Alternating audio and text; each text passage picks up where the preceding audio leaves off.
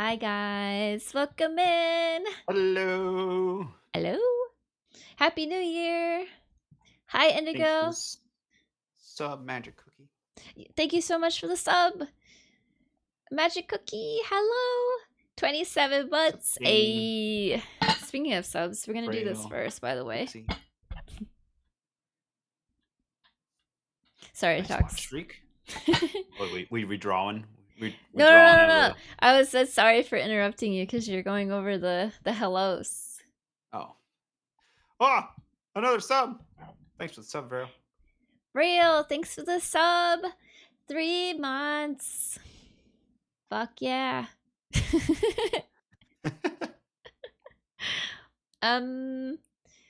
Okay, I will add Cookie and I will add Braille to the thing. Hi Jane.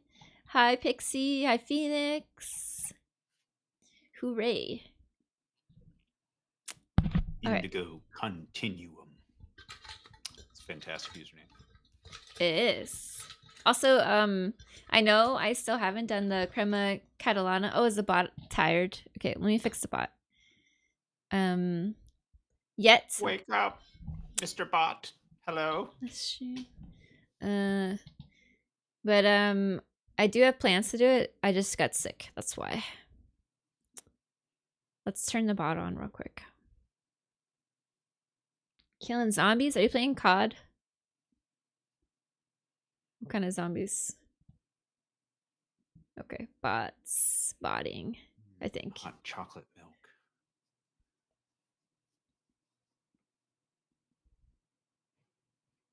Dearest bot, are you alive?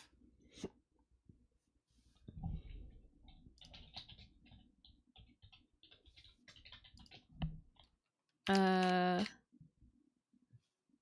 have to wait. Exclamation point. Hey, Koki! I like how it says smile. Thanks so much for the bits. Good to see you. Hopefully, I'm sure it was Julia. Hi, Julia. Let's try this button. Okay, it's working. The bot's working. Okay. Yay. Doing a drawing to see what I will, who will be picking what I make this month. Ooh.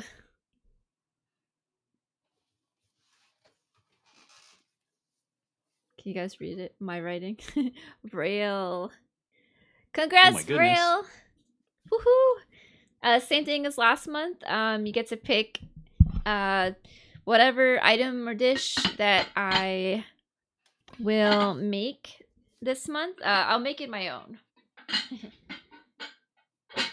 a whole thing.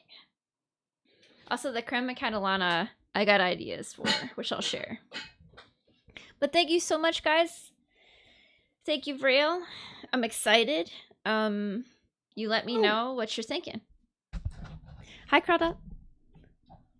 All right. So, at 10, we gotta bring John on here. So we gotta run through all this stuff. The normal. Oh. Y'all, we've been doing this for 12 months. We have. Yes, this is our 12th. We did it. Wait, no, is this our 13th challenge then? Well, the next one will be. Yes. Yeah, January.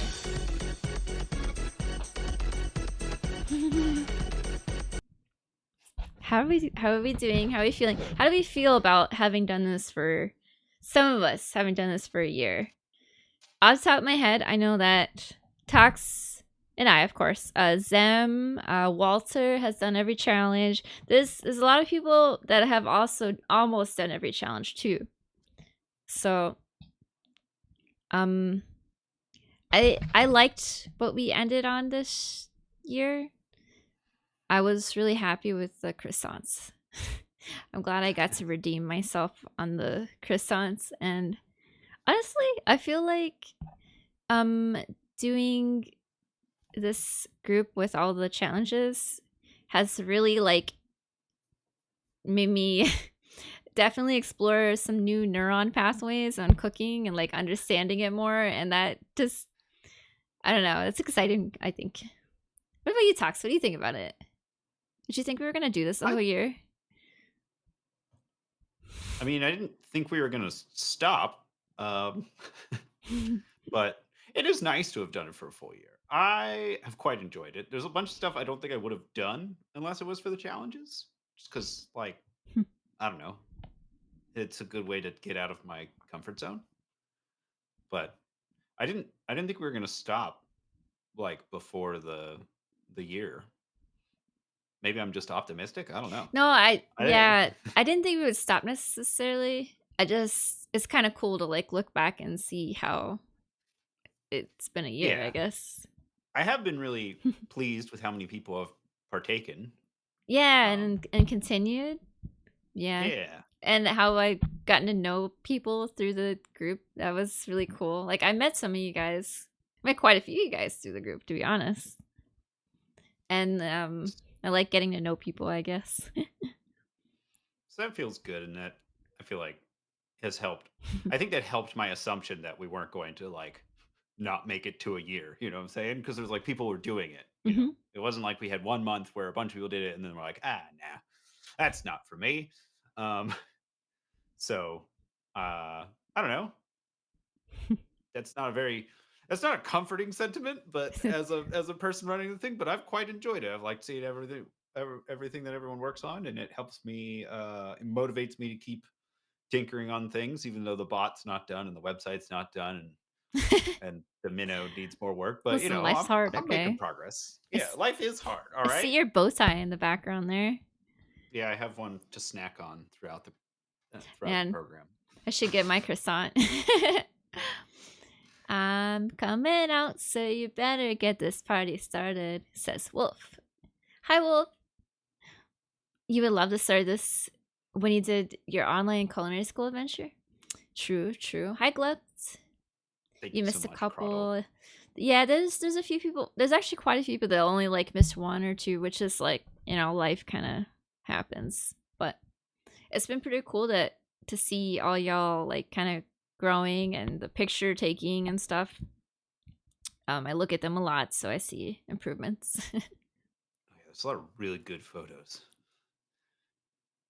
I don't think the minnow will be amenable to feeding us. Feeding us? He seems singularly focused on his own enjoyment. Push you out of your comfort zone? Yes. You leveled up with Rough Puff? That's cool. I felt that way when I made Rough Puff the first time. I was like, well, okay, this is doable. Got you started in a baking shimmy? Yes. I like that. Okay, so are we ready to see our roundup reel for this month? I'm ready. I'm ready. Okay, let's do it. BRB. Roll it. It does kind of look like imitation crab.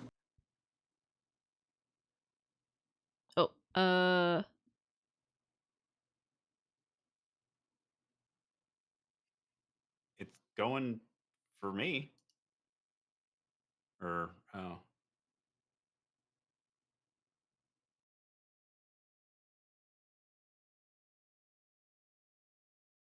It does kind of look like imitation crab. I'll give you that.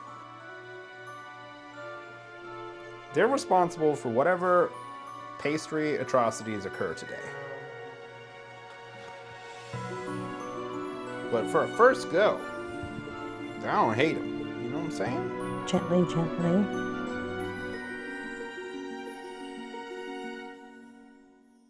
Okay.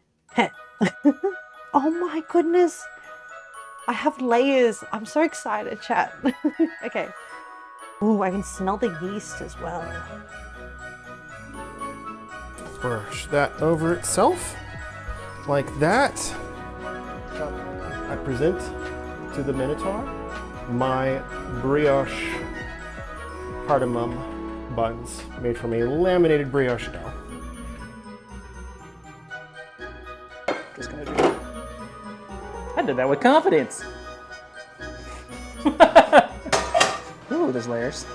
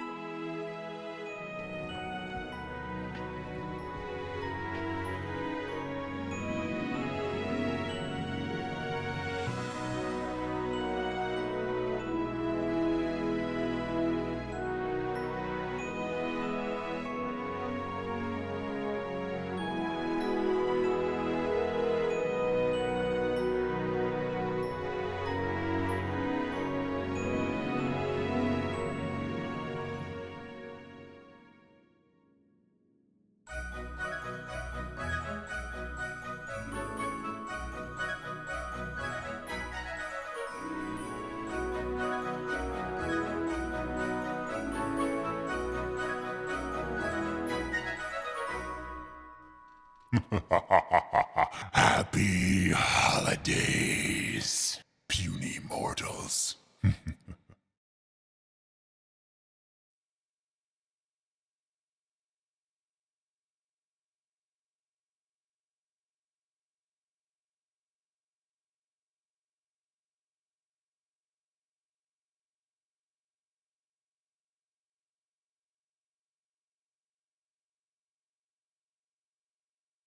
Whoopsie. I muted everything. Okay. Next month goal is to like separate the audio sources. Does that make sense? Yeah. Okay. So we got We me. can fix you. that. Okay, good. We can have it so that we're muted on that scene and not muted on the other scene. Yes. And it'll all just work. I like that. Anyways, what I said was, let us go over the puny mortal offerings. We shall. We tried hard, us. I'm gonna switch over to Office though. Okay.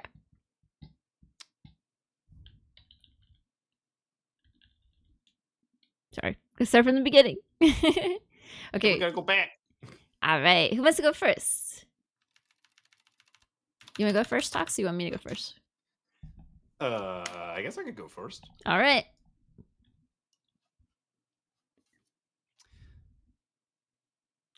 Is it? Oh, there we go. Sorry, I'm on like a slight delay because of the thing.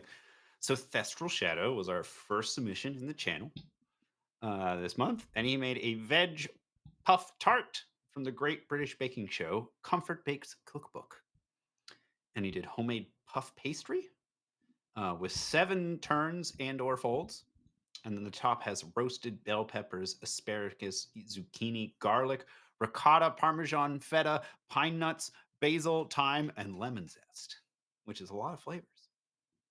And it looks pretty delicious.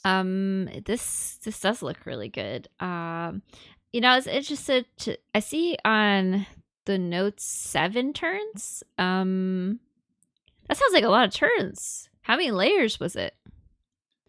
Should I get out the spreadsheet? Yeah, I'm really curious. I want an inside shot. Yeah, I wonder how many book and how many letter folds that was, or is that like 7? Yeah, we need to Total. know more infos. All right. Zem did a layered potato. I don't know what the exact terminology for this is, but it was thinly sliced potatoes on a mandolin with the duck fat in between all the layers brushed and then fried. Tasty. Zem, what's the name of this dish? Okay, also I'm next. I'll just go over mine since I was there. Originally I did Claire Saffit's cherry cheese Danish. It went well. For the most part, I used my 5-wheel cutter, and I think that was a mistake. I also angled it a certain way because when I baked my pastry, it was falling. And what happens with the layers, if you don't cut them like 90 degrees, I think they do that weird wonky stuff. They like can pop in different ways, and I think that's what happened. And some of my things toppled a little bit. It looks strange, but they tasted decently. You were all right. Her method was a little different than I'm accustomed to doing. Felt like my butter was a little hard. And then I made croissants. I found a random recipe on the internet. It worked out well for me. I wanted to note that there was a big difference for me in how long I let my croissants cool. So when I took a croissant out of the oven and opened it, it like made it completely hollow and still raw. But when I let it mostly cool, but it was still a little warm, it looked like this, with that hollow in there. But when I let it fully cool, it was fine. It's a little bit of a tight crumb, I think, because they were so big. But I thought that was really interesting that the same batch, you know, the cooling time on that really like allows for certain things. Fascinating. Kind of feels like bread, right? You're supposed to like let bread like totally cool before you cut it. So Yeah, but it has a little more leeway. That was like ruined. I was just like, wow, maybe I didn't bake it right. I don't know. interesting. Coyote made cardamom brioche buns. They laminated brioche dough and cold fermented it, and then sprinkled with cinnamon, sugar. Well, it's or no, I'm mixed up. Cinnamon, sugar, and cardamom before they rolled them up tight. And Coyote wrote, "quote They're utterly delicious." And I guess I don't know. I guess I'm not really sure what qualifies as a laminated like brioche versus like a regular croissant dough, and then what's the distinction, like what makes a morning bun. Like I don't really know any of that. Yeah, I've tried to figure out because I've seen pictures of laminated brioche, but it just kind of looks like croissant dough to me. So I'm wondering what the defining feature is. it's a good in question. laminated Is brioche. it more butter, more egg, more enrichment? Let us I know. suppose. If anyone knows, send me an email.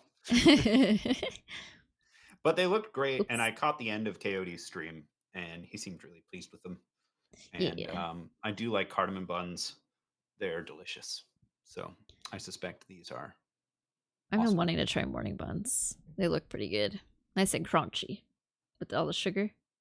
Yeah.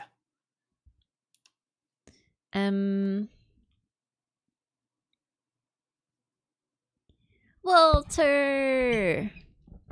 Hi, welcome and thanks for the sub. 17 months. Sheesh.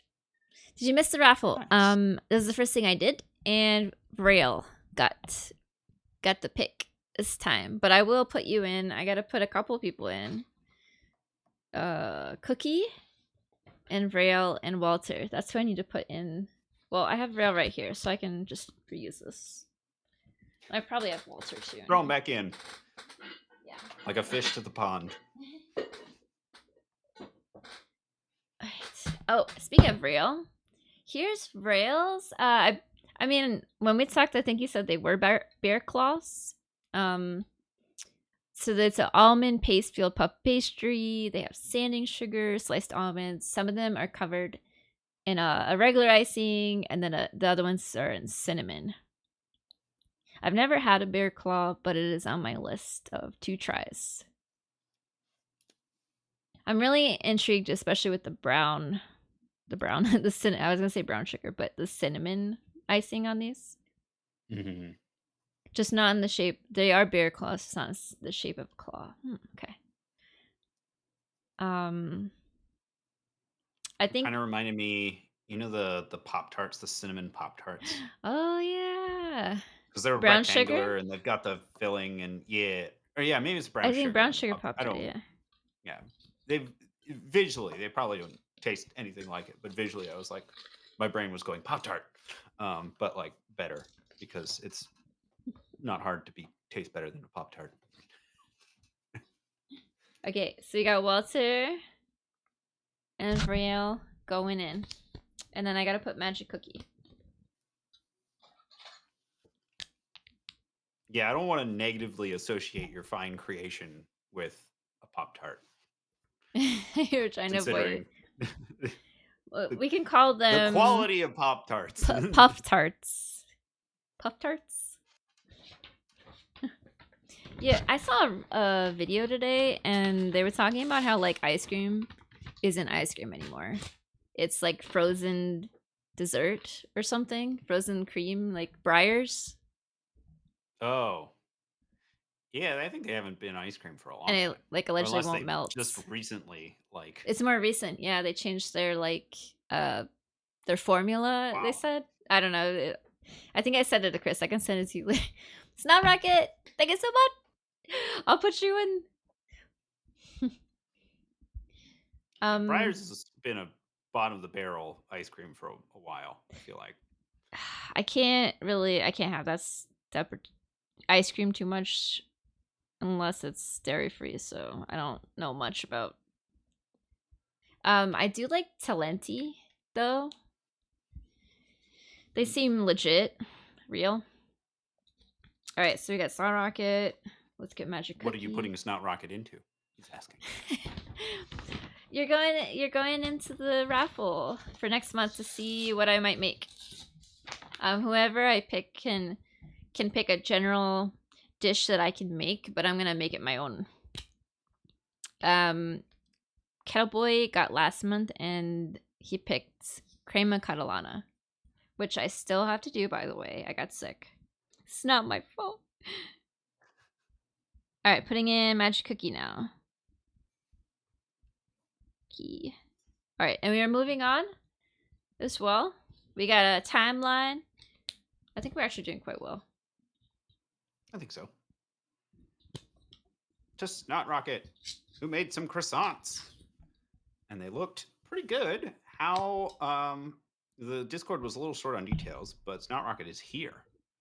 Yes. How did they go, Rocket? Yeah, tell us. They looked out. They turned pretty good. The pictures look pretty good. The oven picture.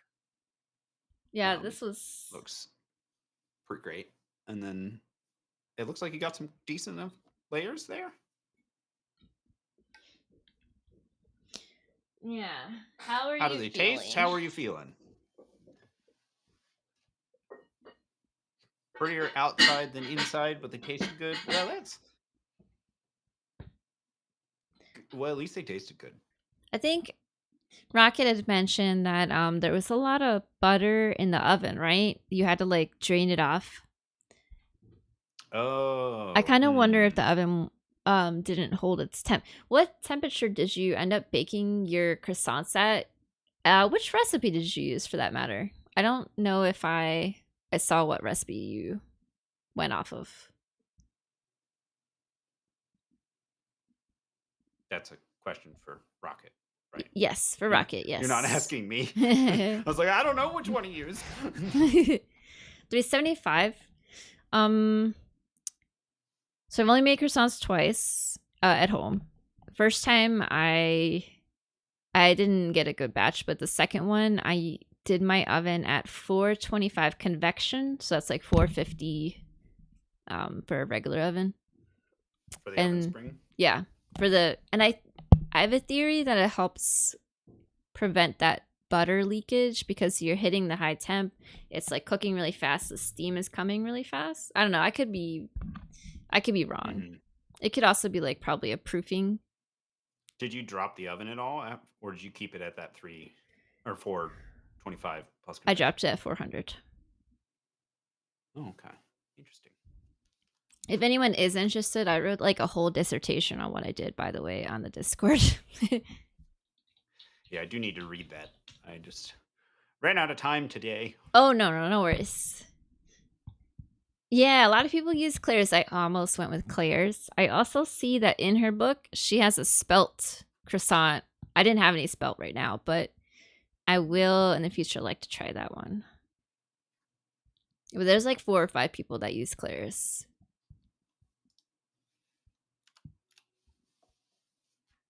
Stabilizers. Yeah, they're adding more and more stabilizers, oil.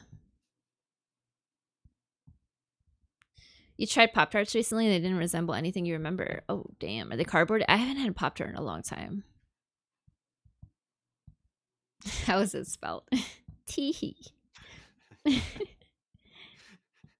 I think it's my turn. Walter. Walter with the Queen Amman. I said that right? Mm-hmm. Okay. I used to think it was like Cougar Man. Cougar Man! And then I heard you guys talking, and I was like, oh, good thing I didn't say that word before I heard you say that. So it sounds like this was like the original Queen Amman. A little different than the modern queenettes, like the little guys that we normally see. So it's a large cake instead of the small pastries. The sugar is also put into the butter of the butter block. It's quicker to make. It does turn out more rustic, and if I remember correctly, Walter said some of the areas were missing some lamination, and some parts were kind of like more like brioche. But it was a lot quicker to make, and it was still a big hit. I liked Walter said something in passing, like the mob of impatient family bearing down. I was like, I feel that every time I bring something into work, I have to like kind of hide it and then like put it on this top shelf, and then like, because we have this overlap of where we got morning and night crew, and it's just like kind of becomes a little too much if everybody's on shift and then they all like run over, and I'm like, oh my god. All right, so let me just like I'm picturing the seagulls from Finding Nemo. Just so yeah, I usually kind of like hide it, and then like I'll be like, okay, you guys want some? Here you go. Like in like small groups of people. But I felt that. I really liked this picture, by the way, Walter. I like the plate picture. Yeah, I like the sugar caramelization on this. Looks pretty tasty. Right. Delicious looking. Oh, we got Julia now. So Julia made a roast vegetable tart, and she made inverted puff pastry, which I had never heard of. But you wrap the butter around the dough, which blew my mind that that's even possible. But the butter does have some flour in it, which I know, depending on your like puff pastry recipe, that is kind of normal. And I don't know if the ratio for inverted puff pastry is like more flour in the butter. But yeah, you wrap the dough in the butter and laminate it that way. It's supposed to not puff as much or like get as much height, but you still get like the layers and the buttery flakiness of it. So it looks like it turned out really well. So put a lot of vegetables on there. I don't think she listed which kind of vegetables went into it, which is kind of a bummer. But it looks like there's like carrots and obviously like the cherry tomatoes and like some sort of leafy green. Maybe that's spinach. I don't know. Looks like spinach. Yep. We got some heirloom tomatoes, spinach. Looks like carrot or pumpkin. Did she list it? Yeah. She probably listed it. Did I miss it? Eh, I might have missed it. it's okay. I'll look up. I feel like we have a lot of time. I think we've been really doing a Roast pumpkin. Oh, pumpkin. cookie. Okay.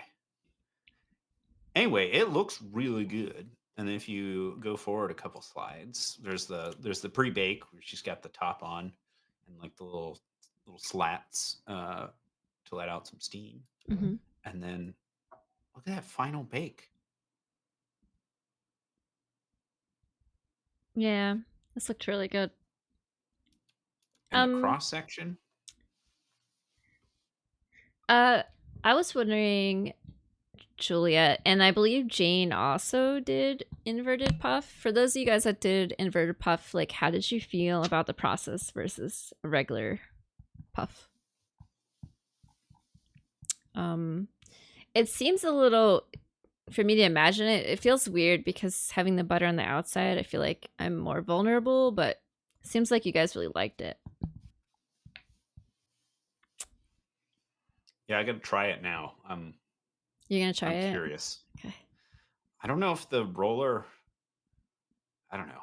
I'm afraid to put something so buttery through the dough sheeter, but I don't. Maybe it's fine. I don't know. We'll find out, won't we? Have you gotten anything stuck in the sheeter yet? Your sheeter's a little like, I feel like friendlier than the one it's not I hard used. to like clean. It just gets like I've definitely put something through it, and then it like got like gunkiness all over it, and I had to like kind of clean it really carefully. I used to hate when people would tear up the machine at work.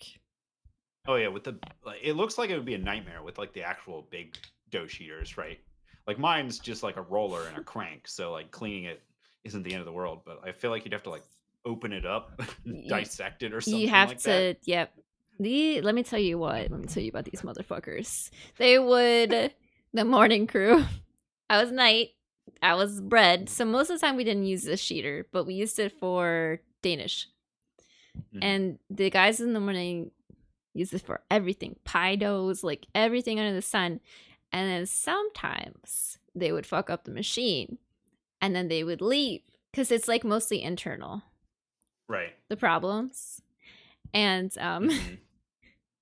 and so like, you know, the chefs wouldn't see it, so I go to use the machine like unbeknownst to me, and I push my Danish through, and the machine grabs it because they've left everything that they messed up inside, so it grabs my dough with it Oh no.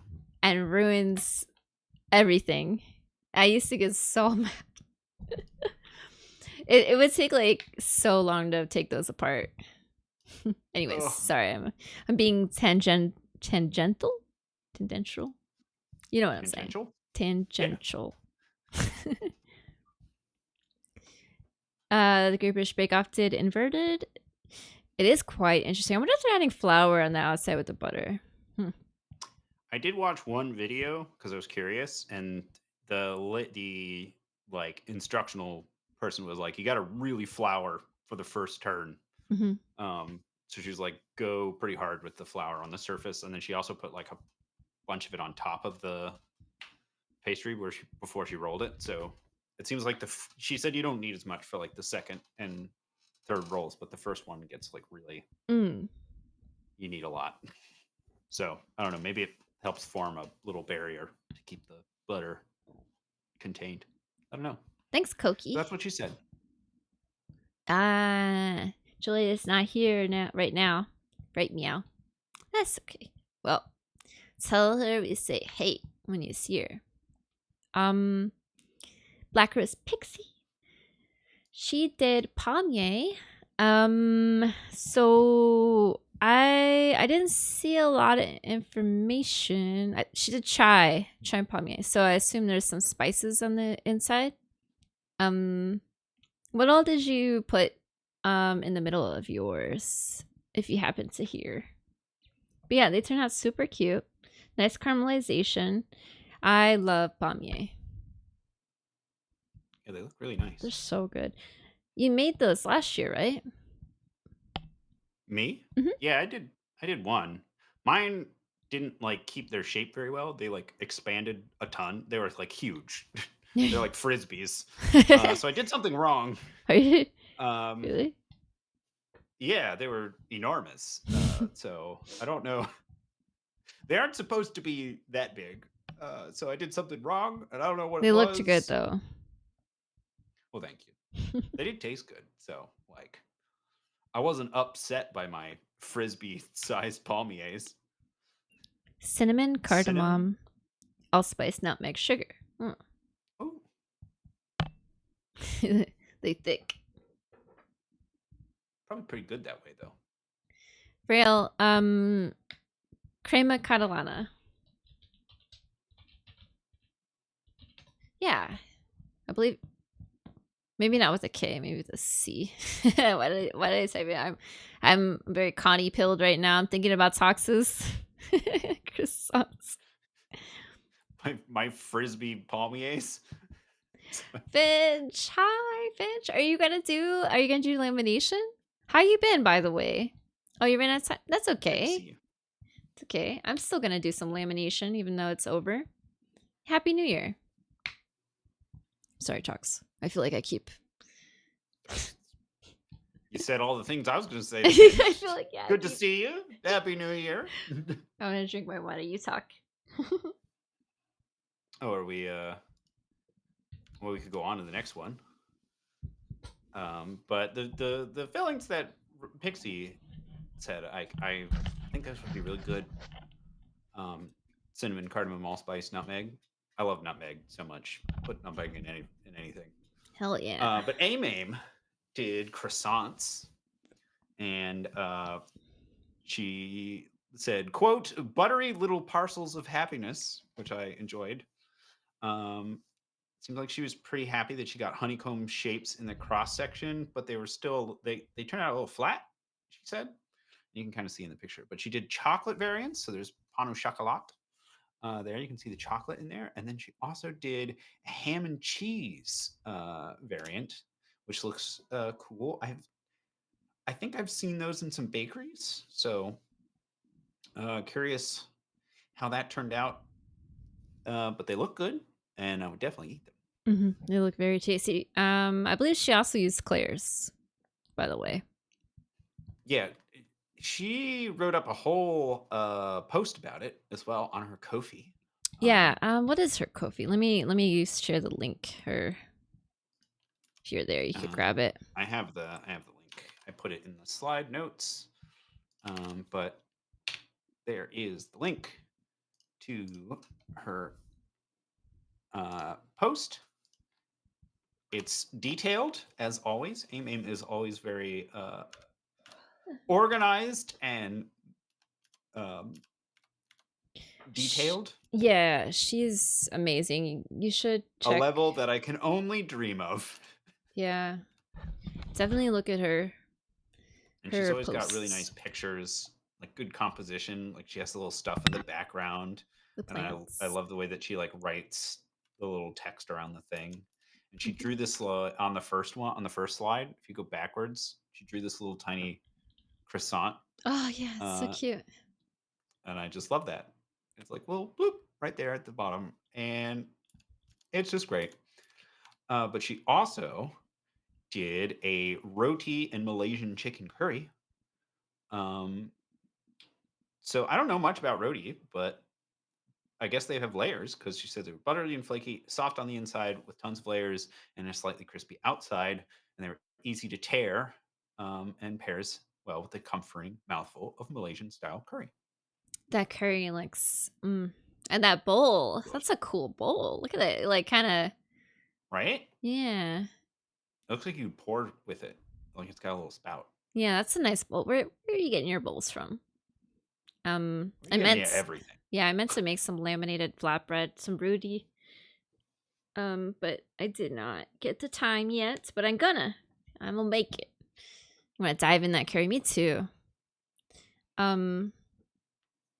Would I prefer sweet or savory? Ooh, I guess we could stick with sweet if we're streaming it. Yeah, why not? Let's do sweet. Similar to naan?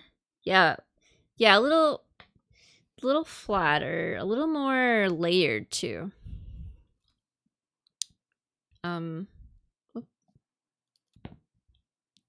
So we have Tabaru next, and she did morning buns. She explained it as a sort of a cinnamon roll made with croissant dough. And filled it with white and brown sugar, cinnamon, orange zest, salt, and butter. I noticed orange is a popular flavor amongst morning buns. There's also the mention. Citrusy feels like the morning. Sorry. Say what? I said citrusy feels like the morning. You know, like orange juice. Sure. Yeah. And things. Yeah. I can see it. A nice little zesty, bright start. To go with all the sugar, naturally. Yes. I've actually really learned to appreciate coffee with my sweets. Oh yeah. It's a good balance. Welcome home, Walter. So she said there was 3 distinct textures here. There was the crispy exterior, probably from all the caramelization, softer interior layers, and and then the chewy bottom from the caramelized. Okay, so crispy as in the bread part. Yep. It looks good. I love that. That's like the best part. The crispy bottoms. Crispy bottoms. She mentioned, I think I forgot to put it in the notes. Sorry, I set you up for failure. That she didn't really have as many like containers. Like they're supposed to be made in like the individual containers. So she kind of like bunched them all together like you would cinnamon rolls, which is that one. In case you're wondering what that is. Sorry, I forgot to put that in the notes. The cinnamon amalgamation. Okay, these croissants. She also did these, and they look fucking phenomenal. There is a video in the Discord of her breaking open one, and it's like, I have it on the reel as the ending, and it was too good. I had to put it as the ending. Right? anybody new in here that wants to see what we're talking about, check out the Discord. There's so much more information that we were able to share in this time frame. Hey Yeah. Thelonious, welcome in. Happy New Year. Good to see you. Good to see you.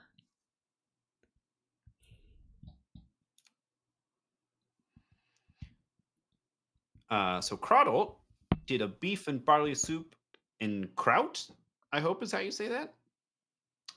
Which I had never heard of, but it's Same. essentially a French thing where you put puff pastry and bake it over the soup, so you get this like little puff pastry shell en croûte. Sorry if I'm pronouncing it wrong. And it looks super nice. And there's if you go to the next slide, you can see you kind of like punch through the shell of puff pastry, and then you get to your soup. So you get the pastry and you get the soup, and then she also baked up the little offcuts for dipping into the stew. Those little things. I am Groot on Croûte. So tell me more about en croûte. Is it just anything with a shell of puff pastry and like some sort of stew on the bottom? So hey Mike, welcome in.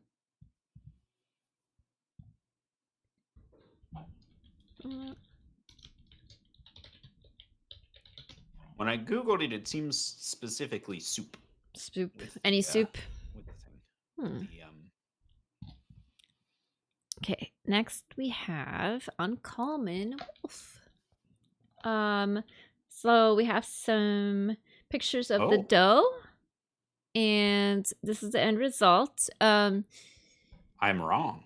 Oh, you're wrong. Because Finch and Crawdle basically just said, you can put brie en croûte.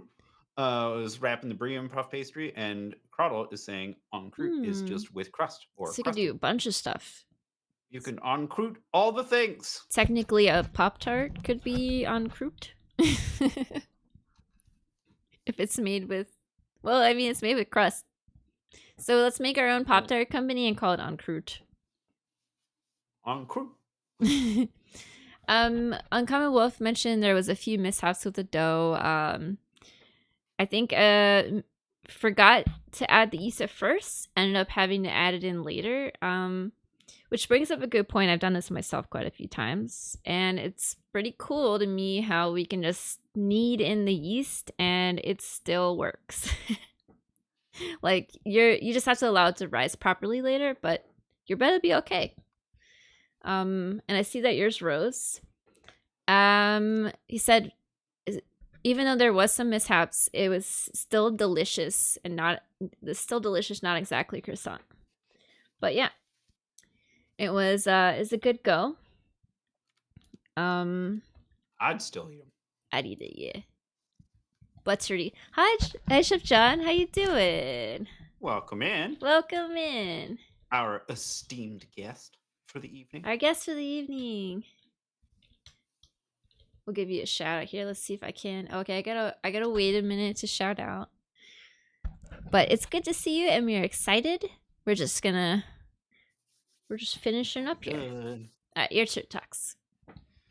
So Jane also made inverted puff pastry. So she made homemade inverted puff pastry. I'm curious how it went for Jane.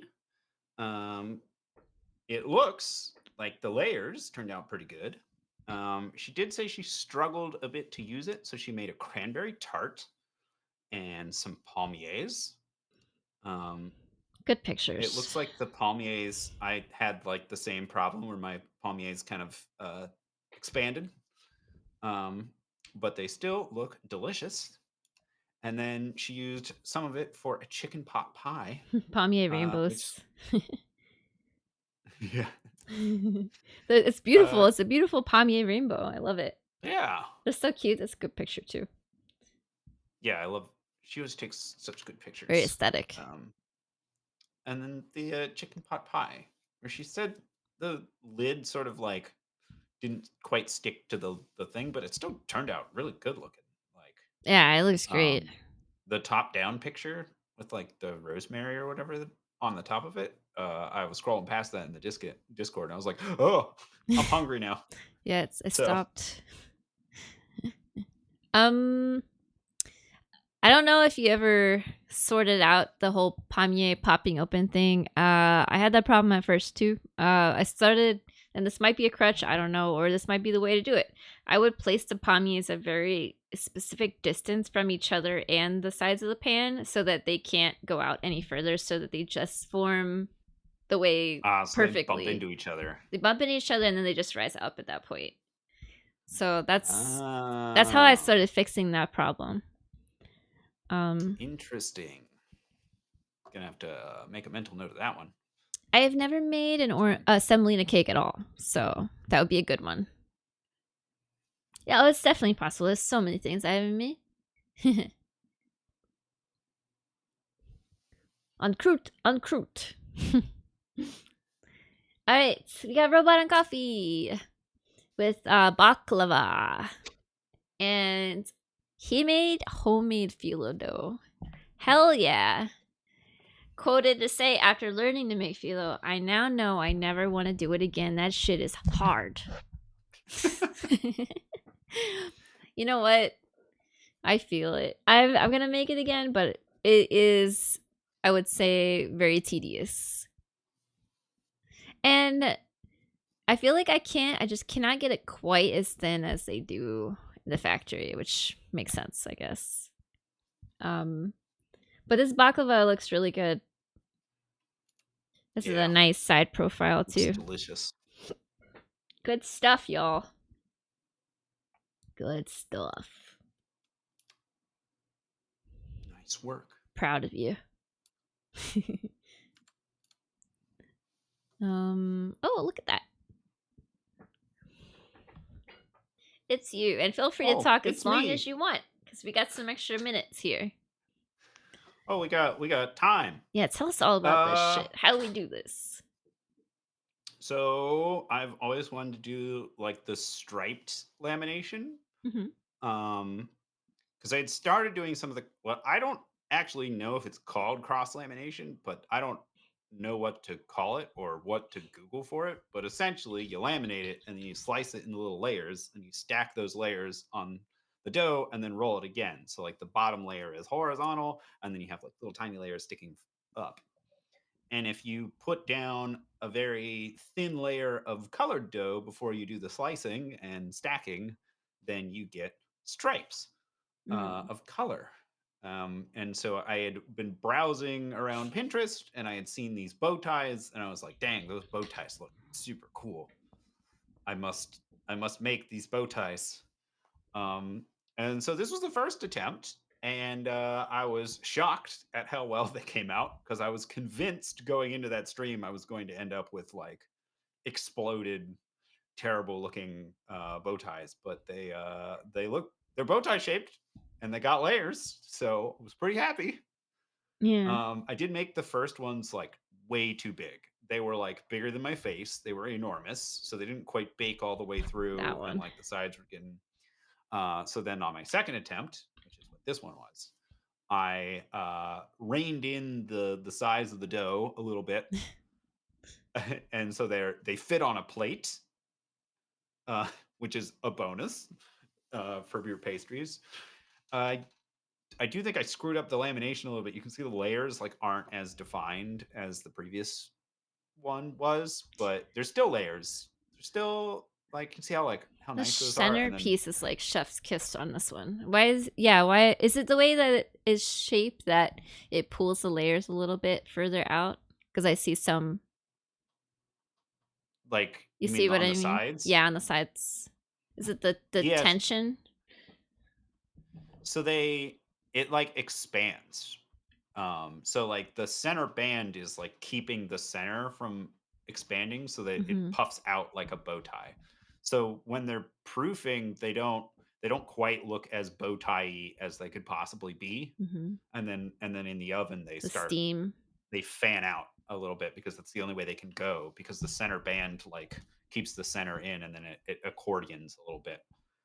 So that's why, like, particularly on the first one, you can see the first one gets a lot of separation on the outside of the bows, but then the center band is kind of like locked in. little bit. It could stand to use a little expansion on the center layer, but Mhm. I'm still learning. So you were really happy don't- with the texture too, internally, or what did you feel about it? How does it affect that? The first one, it was a little doughy because it was too big, and so the inside didn't bake long enough, and the outside was nice and crispy, and it started like burning on the edges. Like they were getting like you can even see on the first one, at the bottom left, like it's like way darker and it's sort of like um a little overdone. Hmm. But the second one turned out pretty good. And then because you're like folding it over, there's like a void in there. So I've seen people use filling. So the second one's actually filled. If you go to the third picture, with pastry cream and raspberry filling, and you can see it like there's little pockets that Hmm. it fits in because the dough is like wrapped around on the edge. So you can stuff it. It probably didn't let this one cool as long enough because I was pressed for time. I was already on like hour 7, and I was like, I Oh need my to end the stream. goodness. Yeah. So the heat sort of melted the pastry cream, so it probably could have stood a little bit longer. But Do you like a traditional croissant better or these cool filled ones? Is it like apples and oranges? I feel like a croissant, like a regular croissant, non-filled, is like great for like breakfast or something like that, you know, or like there's a lot of places in New York. What's up, Sparty? Hi, They'll Spartan. do like croissant sandwiches and stuff, and those are really good. You know, like I had chicken salad on a croissant today. It was delicious. Mhm. So I do enjoy a croissant, but if I'm doing dessert, like I want some sort of filling. The luxury, Yeah, this is the luxe croissant. yeah. I like the idea of doing like a semolina cake rail if you want my input. I Semolina mean, cake looks interesting. Charlotte Royales are cool. I just feel like, I don't know. I feel like seasonally, we got an ad in 1 minute, so we will not move on until the ad ends. So which is probably 5 minutes. What is this? what is Trying to this? steal the bow ties. We Oh gotta no, pack 'em- God! Give him the pack up the bow. bow ties. Give him the bow Here you ties, go. Tonks. We don't want to. Take it. Please take it. Spare us. Look at this. Here, I'll give you. I'll give you Baby. an even bigger bow tie. There you go. All the bow ties for you. Broxic. Welcome. Welcome in. Oh, Stop. This is a serious robbery. this is a serious. 11111. Oh, sorry. We're not laughing. We're stressed. I don't know Have why you I'm heard not of wearing a bow tie. anxiety laugh?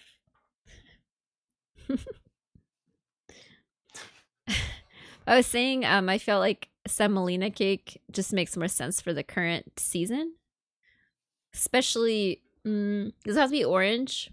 Well, mandarins are in season, right? Because lemons are in season for the winter, but Yeah. I feel like it's good for this season. Yeah, Tox, you need to you're gonna have to remake that whole thing to wear a bow tie, Mhm. or maybe you could Photoshop it on you. That's what that's what the AI editing is for, right? Putting in bow ties. Yeah. That's why we built all those data centers strictly for bow ties. Yeah. The anxiety laughter here. I'm gonna make my. I feel like there's too much headspace. Most citrus are winter crops. Ah, yes, the anxiety laughter. I have a lot of unhinged laughing. I would say, like when I get overtired, it's a family trait passed on the paternal side, but all the females have it, or like certain exhaustion level, and we just start laughing. Then when we get around each other, we all just start laughing because we're all tired at the same time. So like, it'll just be in the car, just like laughing and laughing and laughing, and everyone else is like, "What the fuck's going on back there?" That's a good time. We're So in the costing ad. us We have for- another 2 minutes on this ad. But then after that, Why lemonade is a Oh. summer drink? Yeah, that's a good point. I don't know.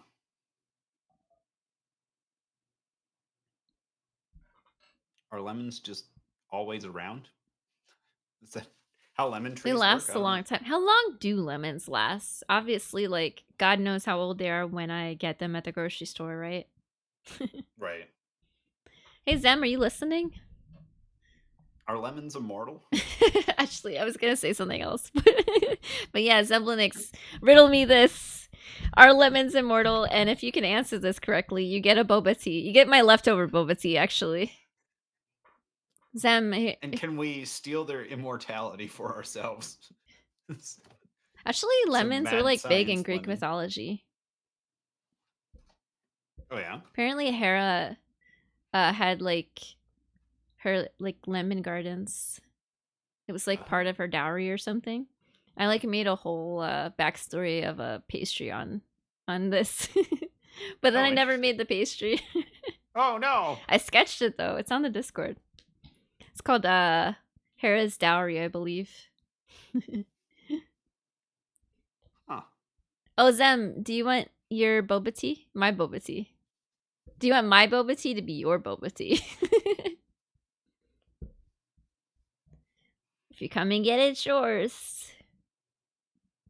Yep, come and get it. This is your reward. Although I am sad that you didn't ask about the brand. Maybe it's for the best.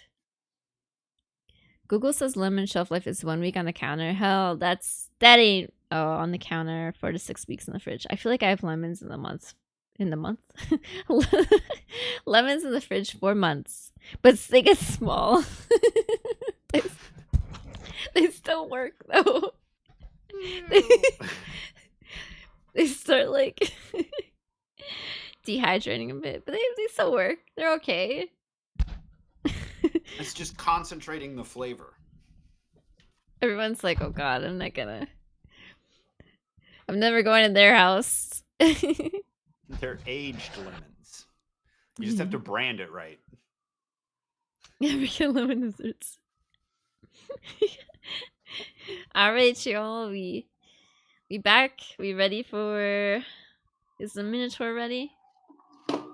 I can check.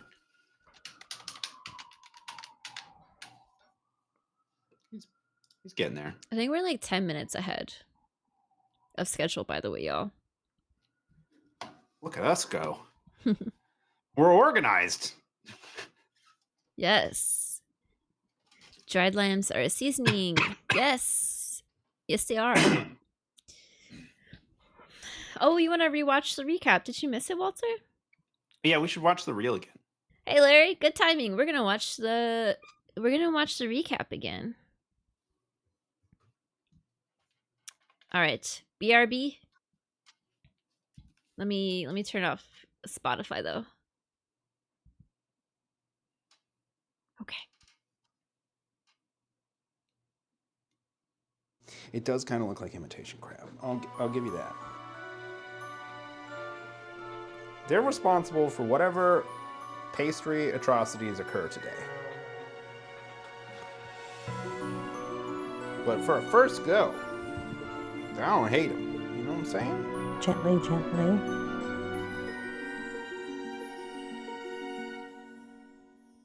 Okay. Oh my goodness. I have layers. I'm so excited, chat. Okay. Ooh, I can smell the yeast as well. Brush that over itself, like that. I present to the Minotaur my brioche cardamom buns made from a laminated brioche dough. Just gonna do did that with confidence.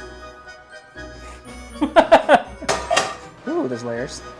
Nice.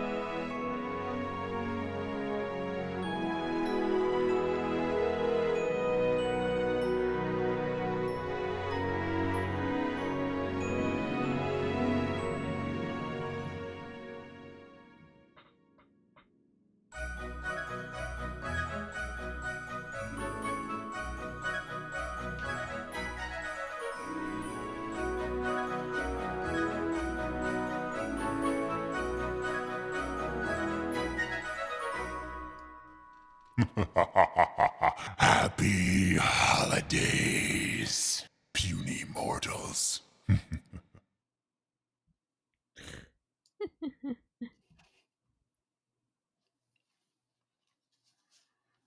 Hey, Orange. Welcome in. Let's put Spotify back on. Okay. Do, do, do, do, do. Okay, we are Gucci. Thanks, Larry. Larry provided the trees for us, by the way, y'all. Christmas music making you think of Harry Potter. You know what? I feel that. All right. Are we ready to hear what our first 2026 challenge is? Should I go wake up the minnow? Wake him up. He wasn't feeling so good earlier, so. Hello.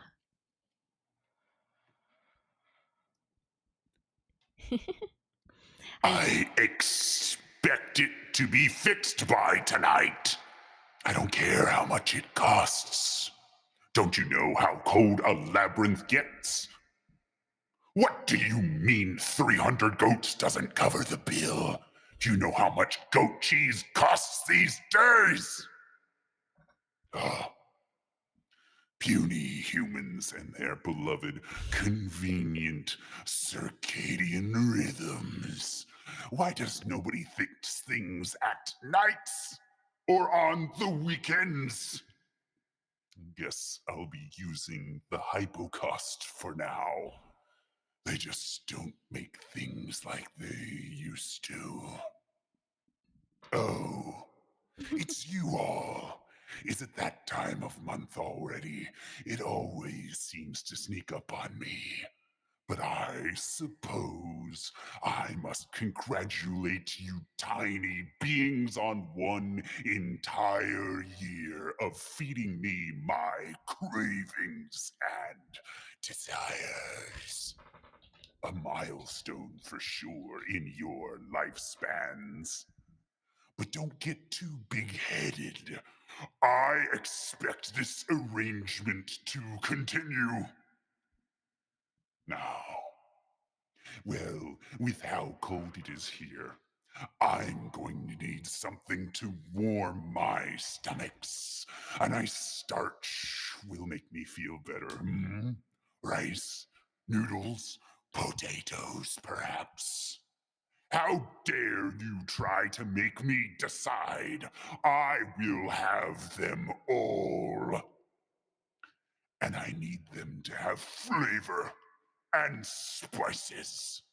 This weather is making me sick, and I can barely taste anything. Spices, yes. I read that turmeric bolsters the immune system. Turmeric, peppers, chilies, garlic, ginger. A curry elixir. And central heating are the only things that can grant me my rejuvenation. I don't feel so good. Begone and bring me my curry before I'm too far gone. And on your way out, I could use a few things if you don't mind. Refill my water barrel and 11 blankets. And turn on a K-drama if you could. Perhaps a grilled cheese to tide me over. Oh, and if anyone wants to cook, I mean adopt a goat. Perhaps a bit more firewood and pickles. I think he's sleeping. Mr. Minotaur, are you sleeping? Hello? Curry. Oh, it looks like he's sleeping now. He's a sleepy, sick Minotaur. We gotta heal him. Gotta leave him alone. He's taking a nap. No lemon cough drops. When did you guys realize it was curry? I tried to urge the Minotaur to riddle you guys a bit. Did you get it when they started saying the peppers? Curry puffs? Oh yeah. Never made curry before? Oh, I did have kind of a... Here, I gotta pull this up real quick. Oh, let's get rid of this. Oh, display capture. So over here. Are you guys seeing my Discord? Should be. I'm going to send John the stream together thing. Great. That's Yeah, all you right. do your thing and I will take over from here while you're doing that. So we got our January objective, y'all. We got curry. I have a few notes and I'll be posting this as always later, but I spent several days looking at curry. I said that it's amazing how many different variants there are. At first I tried defining a curry, but the terms changed depending on the different variants that I was finding. The more I looked into it, the more I wasn't really sure. I was even stumbling upon threads of people discussing how to them the word curry is like just saying food.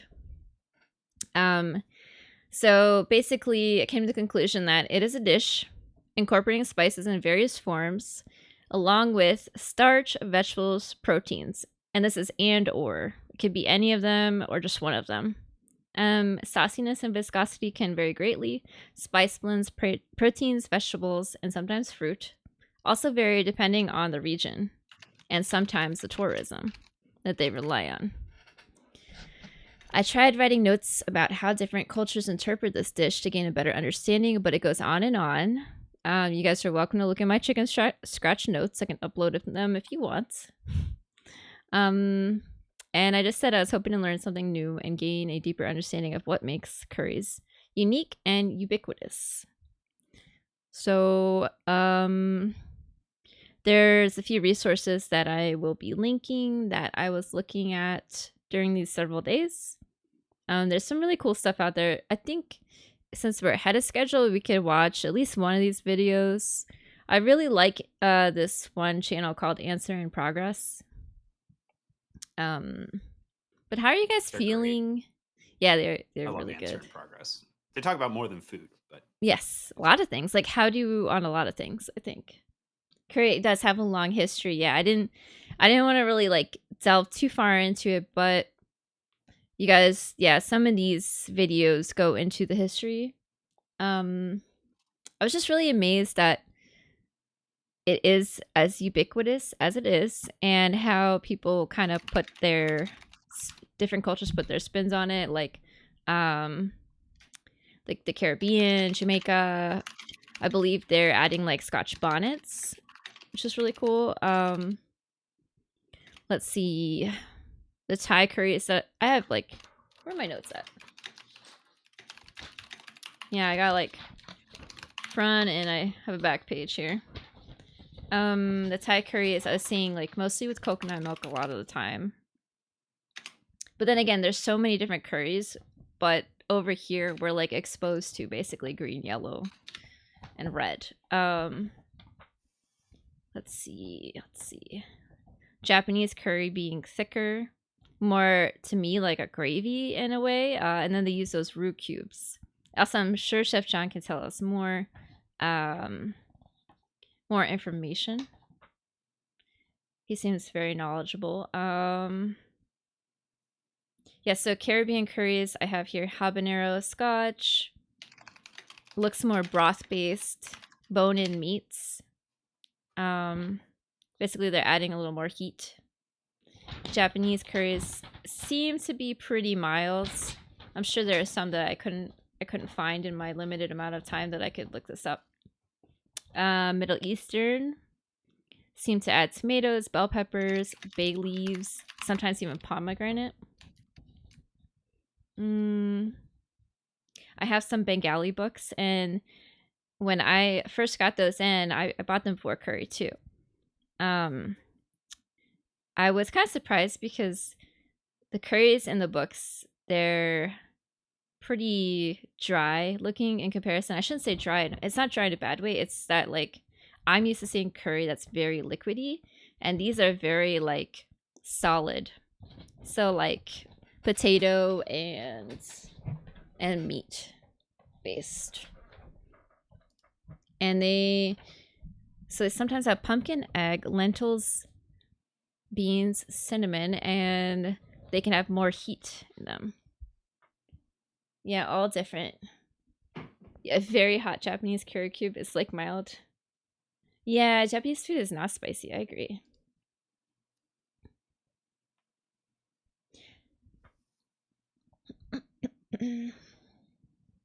Oh, you're gonna make a buttermilk curry? That sounds cool. Are you gonna do goat? I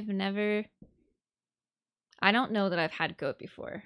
Maybe I should add that to my list. I was trying to look into some African curries as well. I have some books, but I'm having a hard time finding curry in the books, so I'll have to do a little bit more delving into it. Oh, and here's our art for this month. Write that down, write that down! So important dates here. We got a roundup reel. Deadline is going to be the 26th. Stream roundup is going to be on the 30th, 8:30 p.m. as always. And do we have time to watch a video, Tux? I think so. Okay, so if we don't have time to finish, it's fine. How long is the video? I don't know. Let's see. About 9 minutes. The camera's working and stuff. Do we need more time, or do we want to just? It looks like he's adjusting some stuff. So. All right, so we'll watch the video and. Yeah. Let me make sure that the thumbs up. I got a thumbs up. Oh, ready?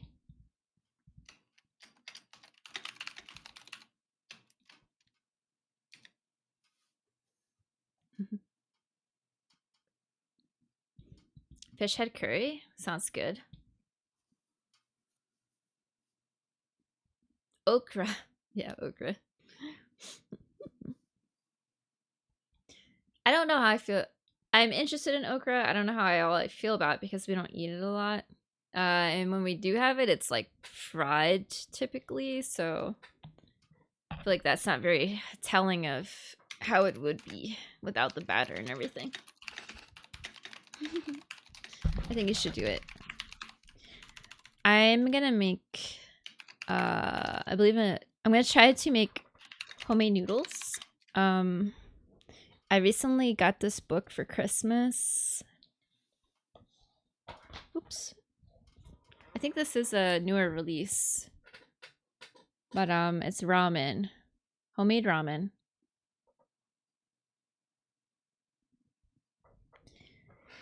And it tells you the whole process, including the noodles made from hand. So I was thinking I'd make curry noodle soup at some point with a homemade noodle. Since I'm trying to get into all that. I've made green curry before.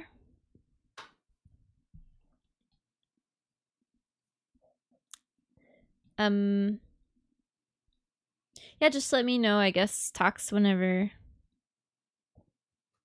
Yeah, I think he's still adjusting stuff. So Okay, cool. we're still a few minutes early. We are, yes. So I've made a green coconut curry before. I've made a few Indian curries like offhand, but I've never made. I'm gonna make a Bengali curry to try. I'm gonna do the noodle soup. By the way, guys, as always, any sort of workarounds, Oh, I've gotten her ready. He's ready whenever we are. already. Okay, yeah, well, so we'll finish up. Okay. What was I gonna say? Hello? Hello? I heard a join noise. Oh, you're muted, Joe. Oh. John. Yep, I am muted. Yep. So, yeah, you can bring me on whenever you're ready. Okay, let me adjust a little bit here. It's a little okay. Can you talk for me a bit, John? Sure. Yo, hello, hi. All right, loud. I can turn down my mic as well too. No, you're fine. I'll fix it in Discord. No, your voice, your mic is very clear. Yeah, your mic's Perfect. great. We can adjust the mixer over here. One Okay. of my personal favorites as well too. Yeah. So. Okay, perfect. I think that's good. I adjusted it. We'll switch over now. Okay, I see. Uh-oh, what happened to me? Uh-oh. All right, it's fine. We don't need me here. I'm good. Uh-oh. We'll just. Is my camera frozen? No, better not be frozen. Oh, yes. Uh-oh. Uh-oh. Hold on, folks. My camera just likes to freeze a lot here because it's dumb and it just does that as well too here. So just bear with me a second. I'm just gonna need to just do a quick little reset here. So this is probably Yeah, is no. probably why this is so good as well too here, so that we actually have a few moments here. But yeah, my camera loves to do this to me as well too, especially on a day when we're doing this here, folks. So it can so, yeah. sense you're doing something, and it's like now's the time to strike. Exactly right. I mean, it's just it's just the way the world just likes to work, doesn't it? Eh? Yep. That's All how right, it hold on, is. give me a second. That's okay. I'm gonna fix my own camera here. Okay, I think we are.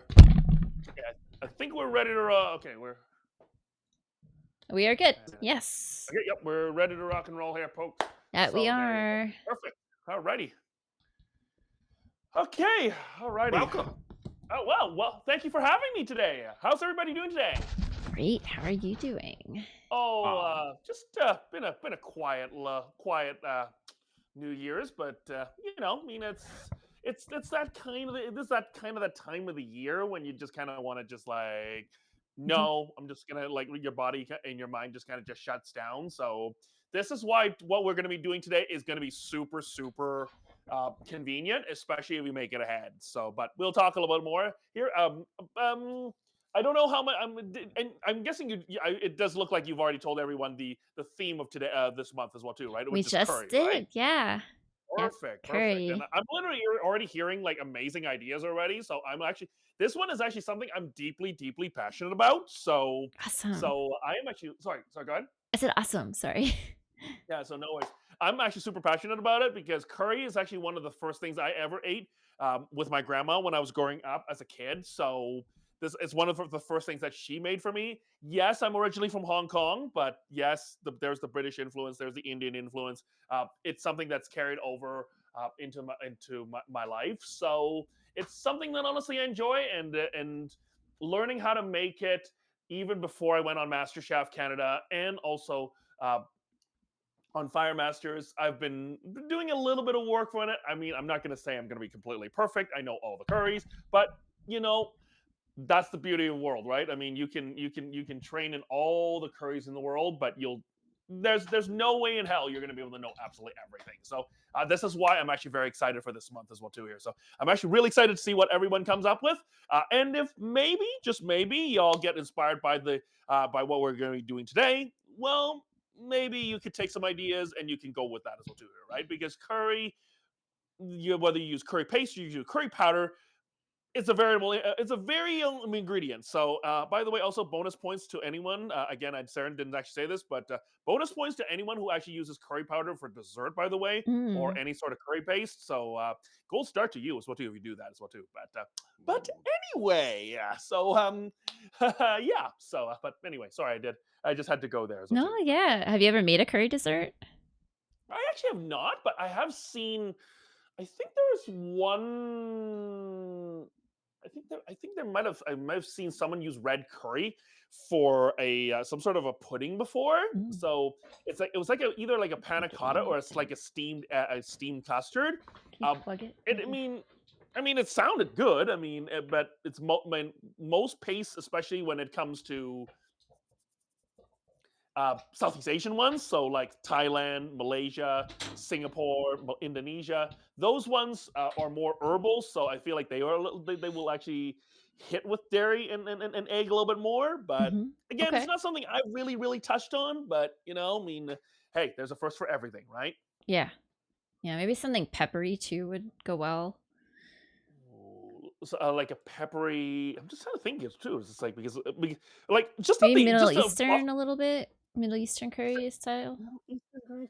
Well, when it comes to once you kind of pass the border between Iran and Pakistan, I don't believe they kind of call it curry anymore. Mm. So, Okay. but the spicing is kind of the same. So, not the same, like very similar spicing as well too, right? But anyway, sorry, what were you asking? Sorry, I don't know. I I tend to like to go blah blah no blah. no no no. No, you're doing great. So what are you making today? So today, this is actually a very super classic. I am actually going to be making you the Peranakan laksa, also known as the Nonya laksa, which is curry laksa. So this is curry noodle soup. This is a staple dish of cities like I believe Singapore. And also Kuala Lumpur. So we are actually going. So what we're actually going to be doing today is I'm actually going to make the curry. I'm going to make the paste with you all live. We're going to make a fresh batch of paste, and then we're going to make the soup together, and we are going to assemble it together. So this is a dish that is hotly fought over between the countries of Malaysia and Singapore, but it is a dish that is inevitably tied to both of those countries. So the dish that we're going to be making today, the laksa. There are different versions of it from different regions of Malaysia, but this is definitely the one that most people will know as laksa. But if you ever get into tamarind or something sour, we'll get into asam laksa maybe a little bit later. But Ooh, that's a different topic as well too, right? So, but it's yeah, sorry, sounds go ahead. great. That sounds great. Also, we're really excited to have you today. Thank you so much for coming in. Thank you so much as well too here. So I've been kind of having taken a little bit of time off, just getting my head back together. So today is kind of my Okay. first day back in about a week. Gotcha. So but hey, it's all good. So thank you so much. So but I'm gonna go start grabbing my ingredients, and we are gonna start by making the paste here. So Yeah. this is Cool. and seriously like doing like demos and teaching is like literally I'm in my element now. So Nice. I am so. I love I that. love it.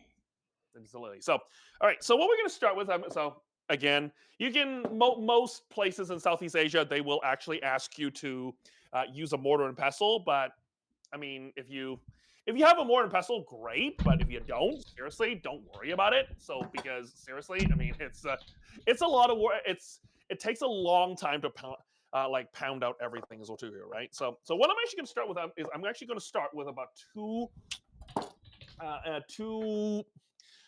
two frozen stalks of lemongrass here, which I am going to be blending in I'm going to be using a Vitamix to blend this here. So this is going to give us a very nice smooth curry paste. And by the way, if you ever make your own curry paste, whether if you are streaming or not, the stuff actually will freeze very well. If you do want to keep it in the fridge or you want to keep it at room temperature, I would strongly recommend you give it a fry first. So maybe say dry up as much of the water as you can, so that you actually get rid of as much of the get rid of as much of the bacteria you can as well too here, because water is what bacteria will kind of live in, and if you dry the curry paste up, then you'll be absolutely then you don't give the bacteria that little pleasure as well too here, right? So hold on, guys. Just give me a second. I forgot to change my screen as well too here, so I just need Oh, to nice. change my. John, are you reading the chat, or do you want me to tell you if people Actually, are? if you I'm trying to keep the camera as well too here, folks. Just give me a second here. So there we go. Yes. So I do. So I'm trying, but sometimes I. Because I sometimes can do kind forget of as well, tell too. you what's kind of going on too, if that would be Sure, helpful. absolutely. If you can, absolutely. That would be absolutely wonderful. By the way. Yeah, So sure, if you, totally. We can do that. thank you so much. They mentioned curry mochi in the chat for the Curry dessert. mochi? Yeah. I can see it. Like it really kind of depends on what kind of curry you're using for that, though. That's the thing. So I'm for those of you who have watched my stream, or if you have never watched my stream, I do like to nerd out a lot. So and I do have a tendency to go on wild tangents as well too. So if I do, I think curry mochi though. That's an interesting concept. It is. So Yeah, they said red bean. I don't know if it actually would fit with like the traditional red bean.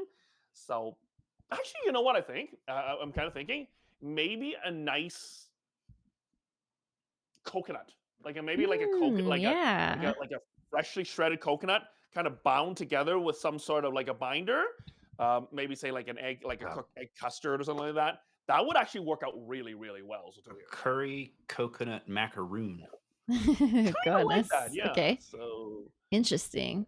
I'm having a hard time So, wrapping my head with the spice, I guess. Like the heat, maybe. yeah, that's I think that is like the final boss, right? But I mean traditionally curry paste. Not every curry paste or curry. Most curry powders actually don't include chilies in it. So, okay. for example, something like yellow curry powder or Madras curry powder technically is turmeric, cumin, possibly black pepper, and coriander seed. So and then maybe say some cinnamon or any other spice that is the mixer kind of wants. So some people will actually put chili in it, but most blends usually I don't usually find that especially the one that you can get in like Chinese markets, they usually include chili. There might be a little bit in there, but it's not the major ingredient because one of the big good things about having the curry powder in there is once you kind of use it, you can kind of just go with whatever direction as well too here. So I've also done about half a red onion for our paste here. If you can find what's the thing called shallots, you can actually use shallots. But again, if you don't got the shallots, don't worry about it. It's not going to kill it as well too here, right? So but shallots are good. But again, if you don't have it, seriously, don't worry about it. I am actually making a big batch of paste. So this is I'm going to make a big batch of paste. So I'm actually going to so you can scale this. You can scale the paste up or down as you want as well too here, folks. So, besides the onion, so we actually also did a. So Felonious, we also have 2 stalks of lemongrass. There you go. So we just have a little bit of lemongrass here. So I'm also going to be putting in approximately about 8 or 9 cloves of garlic here. So this is going to give us that aromatics here. So and also because I use red onion, this is going to make up for some of this is going to make up a little bit for the lack of the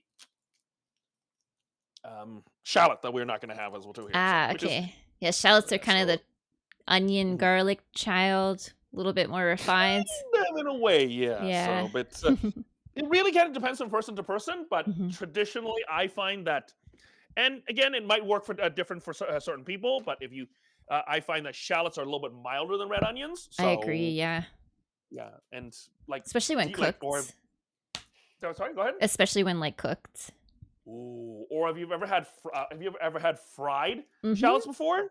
Yes, I just made some for a green bean casserole from Kenji Lopez for Thanksgiving, and they were so good. What was it not? Is it not one of the most amazing things? Yeah. What a chore, though. But yeah, a bit of a chore.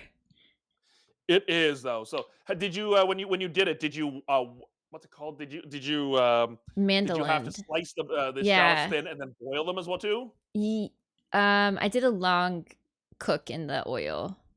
Long cook in the oil? Yeah. Like a kind of a slower cook, maybe.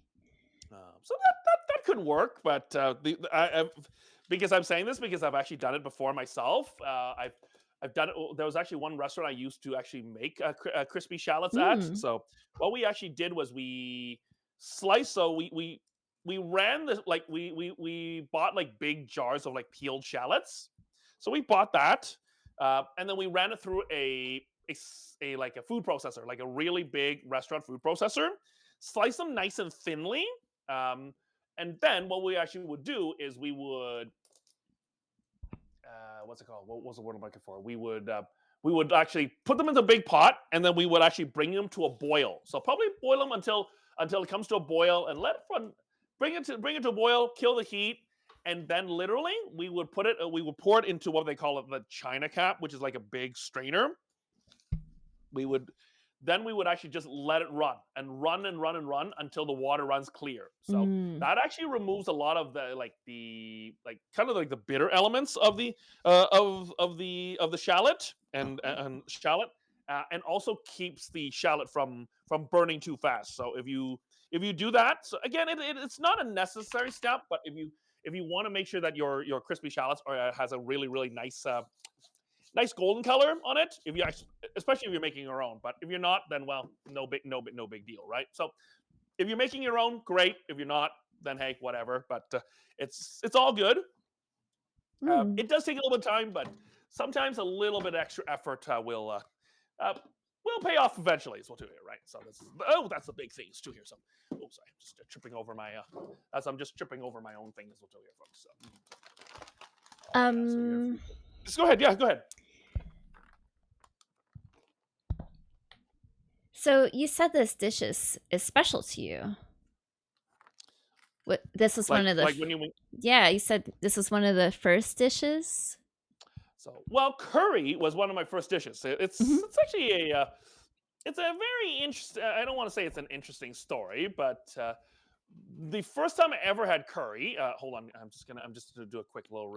Just gonna change it here because it's gonna just make my life a hell of a lot easier if I actually did this. But the first time I ever had curry was when it's actually canned curry paste. So actually, I had canned curry paste. I saw it one day. I think I was like probably like 2 or 3 years old. I saw it at canned curry paste at the grocery store. So this is a grocery store. I was at a grocery store with my grandma, probably when I was at 2 or 3, and I saw this can of keep saying what we call or Yeo's curry, Singapore style curry paste, and I picked it up, put it in the basket, and my grandma was like, yeah, this is not curry's not something I would actually that's not for kids, but I was like, but grandma, and then she actually ended up making took some chicken, sliced like pieces of chicken, a little bit of carrot, a little bit of potato, like peeled potato, and then took the paste and then added a whole bunch of coconut milk to it, and that's kind of my first experience with curry at around 3-4 years old. So I know. Okay. The last time I saw a little bit of the same brand, like, and I kid you not, I haven't even told the guy found this, but I saw the stuff probably around about a year ago, probably a year or two ago, and the moment I saw it, like, it was just like instant nostalgia, as we'll do here. So so this is as someone who also took care of me over the course of my life. Honestly, it just meant so much that my grandma was that it's curry's just something that's just kind of stuck in my mind. You know what I mean, right? So I don't know if there's any better way to kind of put it. It's might be a it's the big thing as well here. So, speaking of folks, I'm just hydrating some dried chilies here right now. One thing I do want to say, if you are living in a place where guajillo or ancho chilies, so something like kind of like a smoky dried chili, if you can't find things like something like gochujang, or the Korean like dried curry, Korean dried chili, Korean dried chili flake powder. You can actually use guajillo or ancho as well too here. So it's I find this quite I find it actually works quite well as well too here. So Oh, I'm actually just gonna nice. put Okay, cool. Thank you for sharing so that. yeah. Oh yeah, because what was it? I think I made a batch of a while back. I think I made a batch of Thai red curry powder with guajillos, and it tasted really. It didn't. There's like zero difference at all. I mean, I was like, where the hell have you been all my life? Too, right? It was like, where did like seriously, like ancho guajillo, like where have you all been all my life? You know what I mean? So, but it turned out really well. So we're gonna do it. I am actually gonna also add about three small Thai chilies. So these are just kind of like these are kind of like just regular old Tinson or Tianjin chilies or Tinton or heaven pointing chilies. So they're not super spicy. I'm just adding some. I'm just gonna add a little extra spice to this over here. So this is gonna take a few minutes. I'm just gonna let that kind of soak as well too here. So I'm also gonna pull this string as well too here, folks. So, May you spell that for me? The tension. so it's spelled it's spelled TIEN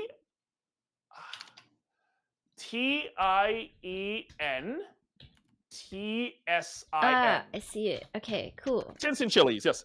That's actually an old way to pronounce the word. It's now probably in the mainland it's actually pronounced Tianjin chili, so TIANJIN. So yeah, so there's two different ways to pronounce there's two different ways to anglicize Mandarin like Chinese words as well too here. So all right, where am I here, folks? I'm just gonna also grab that here. Okay, yes, I'm also going to grab a little bit of ginger as well too here, so I'm going to start that. Actually, one thing I keep forgetting as well too here. So whenever you make, so this paste, the laksa paste that we're making today, if you want to make it like a standard yellow curry paste, you can actually skip this. But if you are making laksa, this is actually something that if you skip this, again, it's not a big deal if you skip it, but people who are a little picky about their laksas will actually notice. So I'm actually adding about a tablespoon, a good handful of macadamia nuts, because in Southeast Asia, they actually use something called kumiri, which in English are called candle nuts. So it is actually something that actually makes the adds a little bit of oil as well too here. So it adds a little bit of oil, a little bit of body to the laksa paste, and not everyone's gonna have what's it called? Not everyone's gonna have candle nuts. So if you don't have it, you can just use that old. If you have a can of macadamia nuts that maybe say someone bought for you when they last visited Hawaii or something like that, yeah, they're a good substitute for that. So either that or cashews is what too. So I've actually done it with cashews before, and it's works out super well. So Nice. Anyway. Yeah, so another big thing I'm also going to be doing right now, a big thing I'm doing right now is I'm actually going to getting some ginger here. So traditionally, you would actually use blue ginger or galangal for this, but since I was not able to find galangal, we're just going to use a little bit of we're just going to use standard ginger, and I'm also going to give you we're going to give you a little bit of a gonna add a little bit of lime zest to kind of stand in for a little bit of that citrusy, little bit of citrusy pop. That the galangal will not that the galangal would have given, but we're gonna have to kind of just add that on as well here. Oh, so the ginger. So if you don't have the galangal, you saying that ginger plus lime zest is a good substitute? It's a good substitute, yes. So cool. It's not exactly going to be like it, but it's a good close enough. It's a good way. It's a good start too, right? So it's a good start. It's not perfect, but then again, that's what substitutes are, right? So it's just you got to do what you got to do, right? So it's something that I've as an Asian specialist, I guess I've kind of had to have to adapt kind of, right? yeah. So and because unfortunately, I know a lot of folks, especially certain food and drink streamers, aren't exactly able to have aren't like me. They not everyone has access to a full on what's it called? shoot. Like an Asian market kind of. Asian market, right? So Yeah. not everyone has an Asian market that's probably about within like a 10-minute drive of them too, right? So whereas of course here in Calgary we actually have that. So all right, good amount of ginger. So that's probably about I'd say that's about a big nub of ginger here. So say if we chop that up, let's say about 2 or 3 tablespoons if it's chopped. But since we're just doing a bit, or maybe say just one segment of ginger. So seriously, that's good as well here. So in this and then for the lime zest, I am going to reuse this lime as well too. I'm actually going to make myself a little. So after this paste is done, I'm actually going to make myself a little quick drink as well too. Again, that time permitting as well here. So I'm just going to just also peel this lime. So, and again, if there's a little pith, don't worry about it. So we're not making cakes or anything like that. So it's just no big deal. There's a little bit of green, a little bit of white on top of that. It's not a big deal to here. So we're just gonna add that too. So well, curry brainstorming. I mean, I will say this: if you do have any questions or anything like that, I am always happy to help as well too here. So and I do try to check the Kitchen Gladiators as Discord when I can. So if you do need any help, please feel, if you do need advice on anything, especially for this month, hey, reach out. I try to be as available as I can, especially when it comes to food. So Oh, thank you for that. no worries. I mean, it's the least I can do, right? So amazing wealth of knowledge. To be honest, I'm a wealth of knowledge. Really happy to. Hey, look, just in the past few minutes, I've learned quite a bit about kind of like the names of things. Like I see them and I know what they are, and I've worked in the industry, but like they're not always the right names or the same names. So it's kind of great to have that information. Exactly. Yeah. So it's good to have that. I mean, because like I said, I mean, like earlier, I mean, no one can know absolutely everything, right? I mean, it's an absolute physical impossibility that anyone could know everything. So this is why, and I'm going to call myself out on this one here. I'm pretty bad at I'm pretty bad at asking for help myself, but I'm saying this, I'm saying this, folks. If you do need help, I say this with all the love in the world. Seriously, this community is amazing here on like Twitch Food and Drink community is amazing. We like to help each other. So if you ever have any questions, like most streamers are usually pretty happy to help, especially in their wheelhouse. So, and for me, that is Asian cuisine. But if I have questions about pastry that my mom can't answer, I go to ask Sarah or anything like that too, right? So yeah. So don't ever be afraid to kind of reach out as well too, right? So anyway. Also, I'm just going to toast.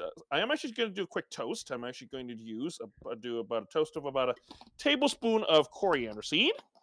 I'm also going to toast let's say about 2 tablespoons of, that's cumin and coriander here. So that's what I'm just going to give that a quick little toast as well too here. So, Chef John, can you tell everyone about kind of like the importance of toasting spices? Like, how do you feel about it? What do you feel like it adds? Spices is a very important part. It actually wakes up the essential oils that are inside the spices. So especially like things like star anise, star anise or star anise or whatever the hell you want to call it.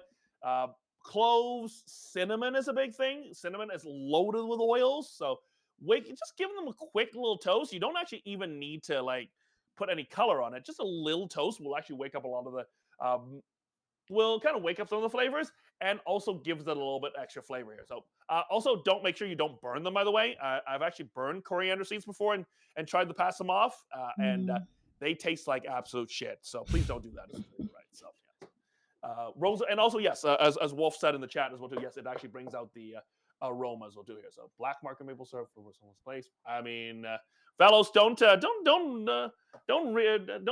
everyone the Guy Fawkes secrets. I mean, yes, we do run in maple syrup. Oops, did I just say that out loud? Sorry. There we go. So, this guy, but no junk very sporadically. Yeah, I do try. I do try to check. It's not. I'm not really good about my Discord recently, so thank you for that. So thank you for that here too. Galengula's garden, don't shovel the notes to find out. I wish I had Galengula in my garden, but yeah, it's buried under 2 feet of snow right now. I kind of wish I could have that too, but anyway. I'm also going to take a quick check here. Same chilies for Szechuan cooking? Yes, that is correct. Yes. So thank you. Thank you for that. Yeah, Tinson chilies are exactly the same chilies that they would use in Szechuan cuisine. So you can use them, but for things like Southeast Asian cooking, though, I would strongly I would probably say try to get, let me say, like or like so the far sorry the yes shoot, what am I looking for? Yeah, if you're doing Thai cooking, then yeah, I would definitely highly recommend you get the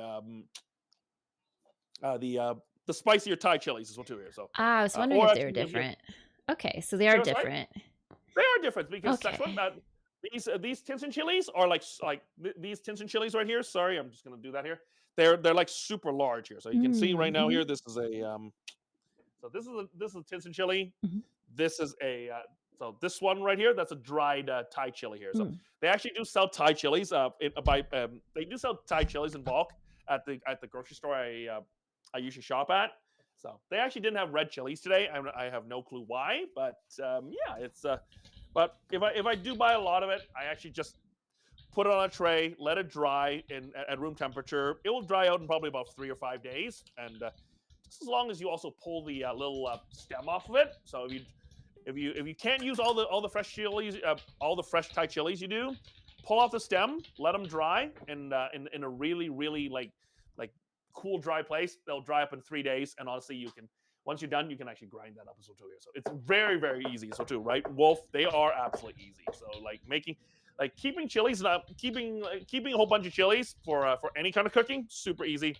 Great thing to have as well too here. So, all right, I think I'm gonna give my spices a little bit of a smell here. So I think our spices are looking pretty good. Sorry, yeah. Yeah. So I am starting to see a little color on it already. So we can probably pull that in just a few moments here. But this is a good amount of cumin here. So there's actually one more spice that we're going to need to add to this, but I will introduce that. I will introduce her in just a few moments for y'all. All right, come on. Okay. All right, I think that's actually looking pretty good. We can obviously pull that, and now we can go to that as well. So 90 cents for a whole bag of Thai chilies. That 99 cents for a bag of Thai chilies. It was a good, yeah, I was really happy about that. That's an incredible deal. I mean, Yeah. I would like to know where you got it. The Asian I would like market. to know where you because They got some good deals there sometimes. that's true. So, but I mean, Asian grocery stores usually usually have pretty good deals already. So honestly, I love that for you. Seriously, I truly love that for you. So I'm not jealous or anything like that. But you know what? Hey, it is what it is. So I just have an extra little piece of a candle nut here. So okay, perfect. I think I have candle nuts here on this one here. Perfect. I have that already. So this is where we're gonna get that beautiful. This is where we're gonna get that beautiful yellow color for our laksa paste here. I'm actually gonna add about 2 tablespoons of. And I add about two tablespoons of galangal. Sorry, not galangal. This is turmeric powder. So this is what we call in Cantonese wong gong fan. So this is turmeric powder. Again, most people have turmeric. Most people use turmeric these days as well too, right? I think it's like some super big health food trend right now. I think so. If you Yes, can't find it turmeric, is. yeah. So I think it's like an anti-inflammatory or something. But yeah, so yeah. But Yeah. I wouldn't go to like the health food aisle and actually get a whole bunch. So most I think most grocery stores will actually have them now. But again, look around. If you have like a South Asian store, I would also check there as well too here. So On the thread of spices, do you have a place that you recommend that you get your spices, or like a very fresh option for spices? Well, most spices that I mean, here in Alberta, we don't actually get a lot of like spices like fresh. So it's. I mean, we do see see a lot of fresh herbs, but like things like star anise, like star anise or something like that. Yeah, that's going to be a little bit harder to find fresh. Mhm. But I mean, if you can get them fresh, great. But I mean, if you see them, but yeah, I mean, I would say yeah. I tried to buy them whole, so and I would also try to I would also try to avoid the cheaper brands as well too here. So I mean, and I know value. I mean, like money is tight for a lot of people right now. So most like great value like Walmart brands are really super good right now. But I find they don't always. So I would lean towards like if you are, especially you're in Canada, if you like to use like brands like Clubhouse, they're really good. Or if you actually go to like an actual spice shop, or maybe say like a South Asian grocery store, um, those guys would actually usually have really good like spices. If you can actually find fresh spices there, great. But if you can't, well, they'll still have the dried stuff for you as well too here, right? So that's really, which is really quite fantastic. So, all right, hold on. I'm just gonna thinking here. What the Something heck? about spice stores. I usually Yes. buy from a spice store, and the thing is, if you wait for like a sale, sometimes they have like extremely good deals to where it's like less money than the grocery store would be. Like half Really? off sometimes. Yeah, half off is a good deal for them, but a lot of times you have to purchase a little bit more. But you could freeze them too. That is true. That is true. So The dried that is stuff. definitely something you can.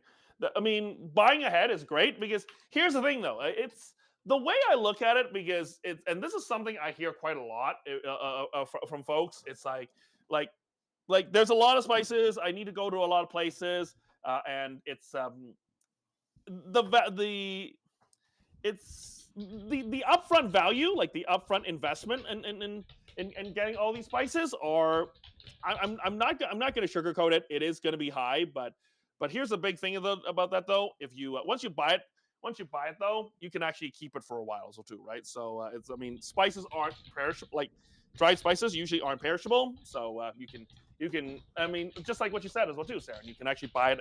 You can just buy it whenever, and then you can just use it as you can buy it whenever, and then you can be good as well too here, right? So I am actually also good. So right now I'm just gonna add about a little cup, probably about a quarter cup of oil here, and I'm also gonna add one more thing to our paste here. So I'm hoping and again, folks, again, if you're seeing this and going like, this looks this doesn't look too complicated, it's not as well too here. So there are other things that you can also add to this, but we'll talk more about that as we go along here. So I'm also gonna also add about a quick handful of. Also going to add one more dry chili that I didn't rehydrate. That's okay, and about a pinch of coriander, a little bit of cilantro stem as well too here. So the traditional Southeast Asian pastes will also ask for something like coriander root, which is like super strong cilantro.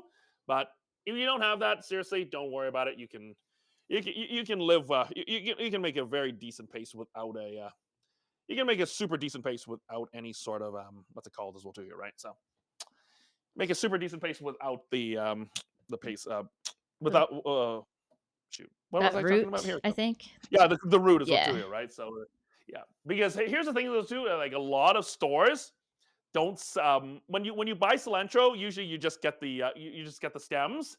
It's very rare you'll get the root, but if you ever find a place that actually sells cilantro with the root, here's a big thing: cut them off right away, save them, dry them. Especially if you want to make you want to have to learn if you want to actually make yourself a little if you want to have to learn some curries or so, or if you're going to be making some especially Southeast Asian curries too. So.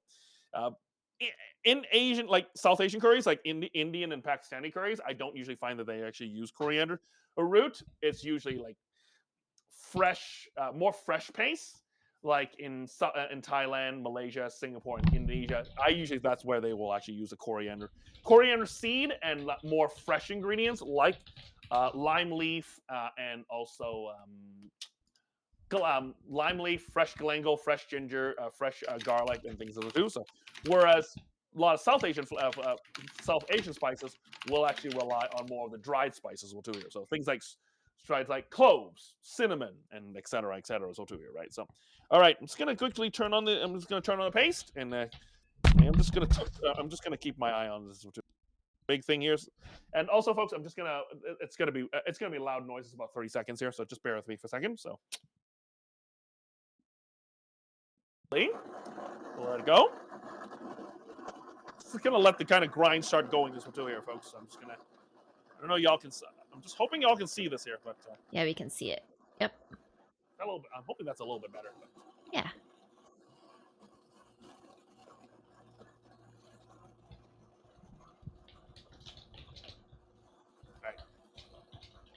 It is starting to grind, which is looking good. If you were making this if you were making a curry paste, seriously, this would take like using a mortar pestle for this will take a lot longer. But I made that well, mistake. you can just do whatever you can as well, right? So this can also add a little bit more oil. It's gonna make sure we actually get a really nice, thick but also smooth paste here. So. What kind of oil are you using? Sorry, go ahead. What kind of oil are you using? I'm actually just using a neutral oil here right now. So, sorry, I might not be able to hear you right away because of the loud noises here. So, give me a second. Just gonna crank it up, or I'll be in. And give me 30 seconds here.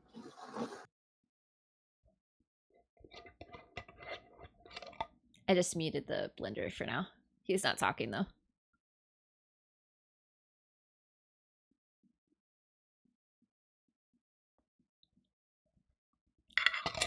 Broom broom.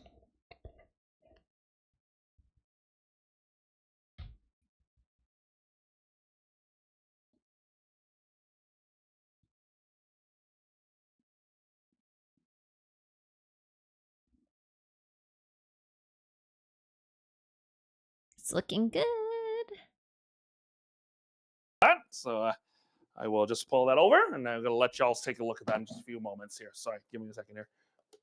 Looks good. All right. Oh, yeah, there you go. But there you go. So took me about 20 again. If you're not streaming, usually this will take you about, I'd say probably easily about 10 minutes here. So easy 10 minutes, and this will be and you should have a really nice batch of paste right away as well here. So I think I did say earlier that if you do want to preserve these, if you want to keep this paste for a lot longer without the threat of things like bacteria or mold kind of getting to it, you can put this into a pan and then just give it a fry for about probably tighten it up until it's it's super dry and cakey. You will actually the paste will actually last a hell of a lot longer as well too here. So with the root, I will have to give it a try. I'll be cutting off and tossing it. Yeah. Oh.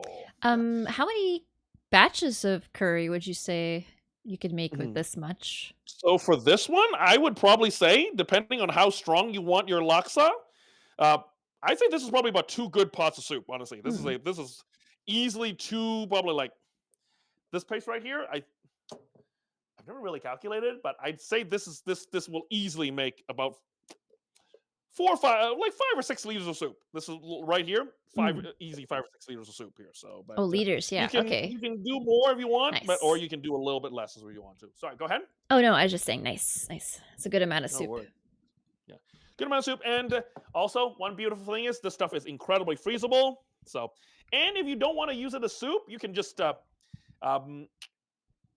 I know a lot of Thai and Thai restaurants are doing this now, but you can actually also do this. You can use this as a flavor base for stir fries. So okay. using your red curry paste or green curry paste, and using that to make you make a sauce for your stir fry. Really super popular right now as well too here. So I know a dry tom yum paste for in Thailand is a very popular choice for that as well too here. But if you want to do a dry red curry or dry red curry or dry green curry or dry yellow curry, you can use that as well too here. So I actually have recently, I think it was probably a while back, but I did this is probably before I started streaming, but one of the big things I actually did when I was doing my experimentation was I think I rubbed red curry on a beef roast before. Oh wow! It was absolutely delicious. So just an idea for your next Sunday roast. But, nice. It was really good. So also, hold on, let me just take a look here. So, and also I do see Felonius in the chat as well too. Is also saying that yes, and trust me, don't get me wrong. I have actually thrown away my own fair share of cilantro roots, or coriander roots. So that, but once you know, and and now you know better as well too, right? So don't feel too bad. Trust me, it happens. It happens too, right? So with that set in mind, so now that we have the paste ready to go, I think we can. I'm actually just going to about to hit an ad soon. Yes, yeah. Any moment we're gonna hit Hit an Okay, ad. we're gonna get we'll do it. So There it probably is. a good time to hydrate as well too, right? So I think this is probably a Yeah. good hydrate time. Yes. Correct. Perfect. All right, perfect. Okay, I'm I actually don't gonna. know. What is it?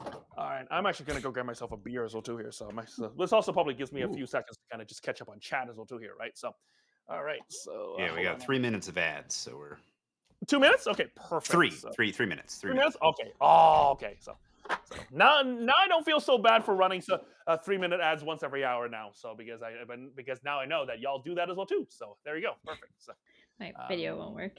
there you go. The manicure is not only doing toast spices, you bloom them, oil further, extract the oils. That is true as well too, right? So yeah. So mafe curry. I don't know what mafe is. So MAAFE. I actually don't know what that is. So Craw, if you can let me know what it is, I will definitely try to. I want to know will what it definitely is too. You tell us. Say what? Sorry. I want to know what that is too. I know, right? I mean, but it's a thing. So I mean, it's okay. So I also did make another patch. I did also make a second batch earlier, so too. So hold on, I'm just gonna take a look here. So I did make a second batch of laksa paste earlier. So just kind of like the magic of television. So I'm actually going to. So what I'm actually going to do a little bit later after we're done, or actually not. So since actually we're still in the middle of ads, I'm actually just going to.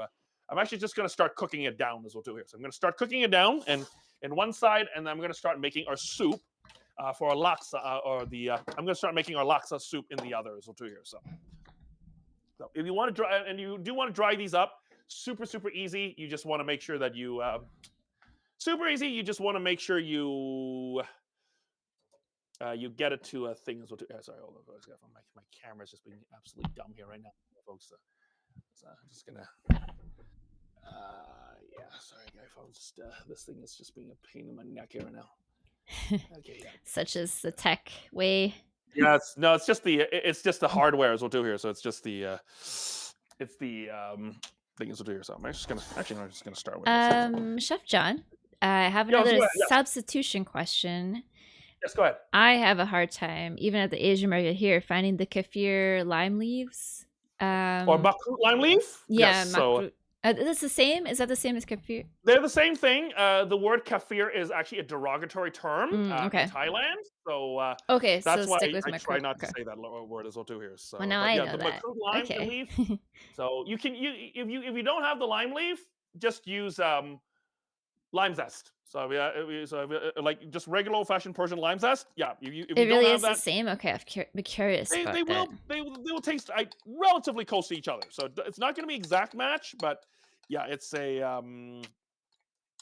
yeah. So and you will with this lime zest, you will actually use a lot. You can use a lot less of that too. So because lime okay. zest is like super limey oil, so you can use a lot less. So whereas maybe say a lime leaf, you might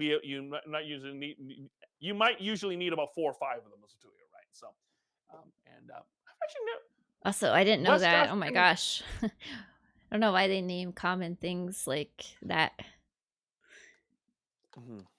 Sorry. Hold on. I'm just at the stove here right now, so if I don't get to you right away, I'm just gonna need to do that as well. So, right. This there's a little bit of a difference because I actually in the first batch I actually didn't toast the spices. So yeah. So this is a we're gonna be so. I didn't toast the spices, so you can see that there's a little bit of a market difference. Whereas we toasted the spices and also added the dried chilies to that, you can see there's a massive difference already as well too here, right? So, but they're all going to come into they're all going to be in they're all in one batch together, so it's all not going to be so it's all going to be the same at the end. So, but I will once I get this started, once it starts drying, we should be good as well too here. So, hold on, I'm just gonna get that. I'm gonna get back in chat here. So, all right, there you go. Oh, there you go. Ooh. Oh, hold on. I'm just gonna turn that down here because you definitely want to cook this a little bit. You want to cook this low and slow here because you don't want to burn it. So, there you go. Mm-hmm. All right, pan's hot. We should be good as well too. So we'll let this kind of go. I'm just gonna let it go, and we're gonna catch back up on chat as well too here. So hold on, all right, hold on. Gonna listen to sorry. I hope I didn't miss any questions here. Sorry about that. No, you're fine. No. I was saying I didn't know that about the naming. But yeah, I'm gonna remember that moving forward. I believe I think it's the word the word that's used to describe lime leaves. Yeah, the but yeah, I think it's Mm, not it's not a polite word to use in Thailand. okay, I think yeah. that's the only thing. Well, it's better to. I'd rather use the other name, the one that you mentioned, Makrut. So I'll do that moving forward. Here's the thing, though, so too, right? As long as once you know, you know. Mhm. But if you know, you know. If you don't, learn. And Yeah. if you don't learn, you know anyway. Right? What do you mean, right? So there you go. So Yeah, anyway, I'm glad you so, told me. and, also, sorry, go ahead. Yeah, go ahead. Oh, I have some questions for you, like kind of more professional, personal questions about cooking. Sure, I try to be as open book as I can. So if you haven't got you got any questions, please feel free Yeah. to fire them. So I was wondering, so was there a time that you suddenly realized you had a passion for culinary? Like, when did you decide to kind of pursue that for your career? like cooking or sorry, Yeah, you mean sorry, cooking. you mean cooking? Yes. Ooh, so I think that's the whole like my love of cooking actually also once again comes from my grandma as well Mhm. too. My grandma is someone who who raised me from the time I was 2 to until I was 6. So some of my formative years were actually spent with her, and one of my favorite memories of her was her in the tiny little kitchen in the little housing estate that we used to live in, that she used to live in. Mhm. And I just remember she would actually just make all these amazing dishes out of this tiny little kitchen. And I always thought, you know what, hey, it like this is amazing. How did you do all that? And my grandma would just shrug and say, it's just part of real life. And Mhm. that's kind of like that's kind of the truth, right? When like in the 80s, like when my grandma was in her like 60s and in her 50s, it was kind of the truth, right? It was what it is. It was a survival kind of thing. So, and when I was growing up, my grandma would say, like I said, Grandma, I would like to, I kind of want to be able to cook like that someday. But her thing was, you know what, boys don't usually end up in the kitchen because it was a more of a working class kind of thing. So that's why I was discouraged from going into cooking when I was growing up. But once I grew up, though, I found that was my passion, and it really didn't take until after MasterChef, when I was actually around 30 years old. That's when I decided that I was actually really going to pursue it full time. And I will be very honest. The industry, I did learn a lot while I was in the industry, but at the same time, it wasn't the world's greatest. I mean, it's definitely not the greatest for the mental health as well too, right? Pretty So, toxic. Yeah, I agree. it's yeah. I mean, it definitely has its toxicity, and it's not. It's and I want to say it's not for everyone, but I'm not going to go around and say, hey, this is not for you. It's not for everyone. It's a kind of a very one size fits all kind of thing. But but it's definitely something that you would,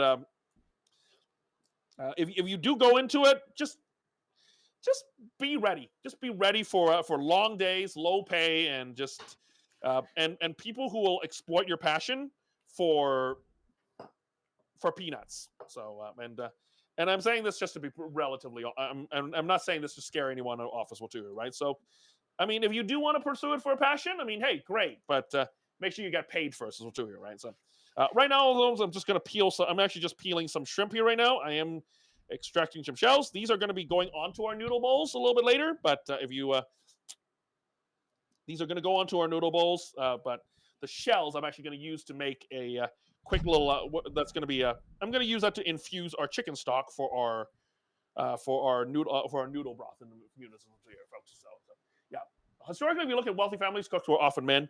That is true. Like chefs are usually men, but a lot of, especially in Asia or in other places, a lot of the cooking was actually done by the women too, right? So Yep. So more traditional. and it's Yeah. also giving a little stir as well too here. So just gonna give that a little stir. So I would say I was discouraged to be a chef because I was a woman. I had the opposite. I mean, here's the thing, though. I mean, I've actually worked with some of the better chefs that I worked with were women. So I mean, then again, I also grew up with a lot of around. I also grew up around a lot of strong women as well too, right? So and I'm not afraid to say that as well too, right? I mean, Yeah. my mom, who for those of you who watch my streams, you probably see her. Auntie comes on once in a while. My grandma, my aunts, a lot of my aunts in Hong Kong and also in New York are some wonderful people as well too, right? So it's some of the best lessons I've actually learned in my life, and some of the hardest lessons I've learned in life are from the people from the women in my life. So you know what? And I'm not saying that just for like laughs or applause or anything like that. It's the truth, and it all goes back to my grandma. So, but Yeah. here's the thing though, things are changing though. So things are changing, but it's not an overnight thing. So things will change, the world will turn, but as one of my old coworkers and I actually joked about like kind of just had a little snarkle about it about a week ago. The hospital industry is about 50 or 60 years behind everyone else. So, but if I have anything to do about it, seriously, it'll be dragged kicking and screaming next year into the 21st century. But yeah, hey, we'll see if that's ever going to work. We'll do it, right? So. Women have traditionally been pushed out from the fields when they denominated. Exactly, Felonius. You're absolutely right on the money there, too. So, I'm just peeling some shrimp here. Just gonna have about. Yeah. My phone going crazy. It kept going to the picture of the cat. I was like, what is going on here?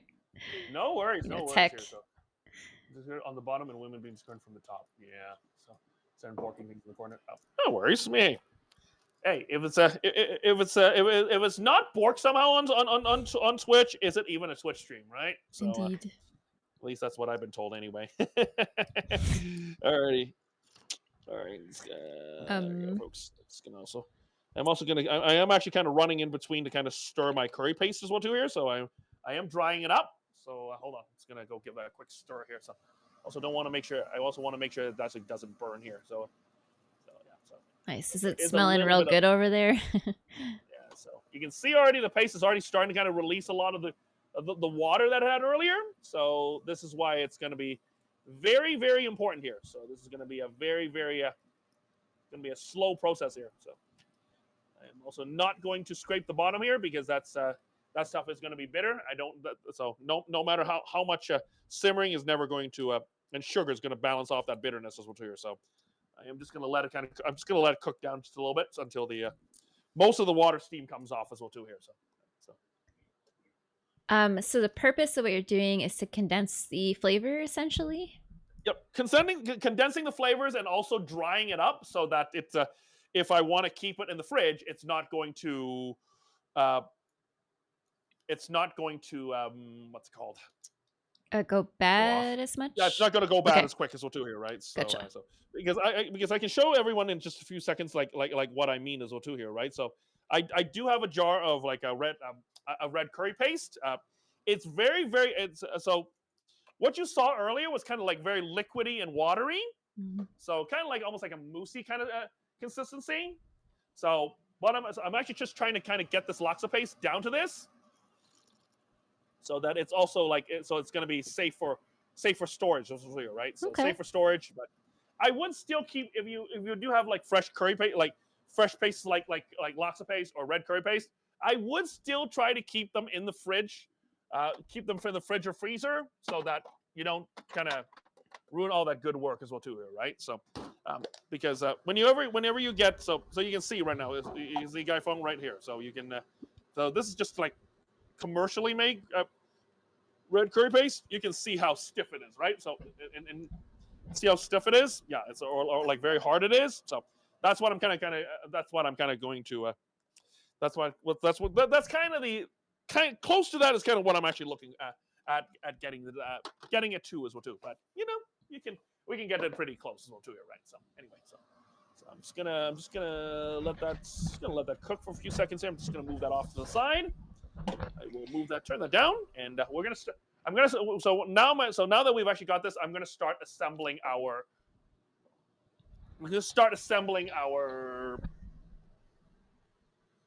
Let's go. I'm gonna start assembling a laksa broth, which is gonna take a little bit as well too. So I'm gonna start by frying off those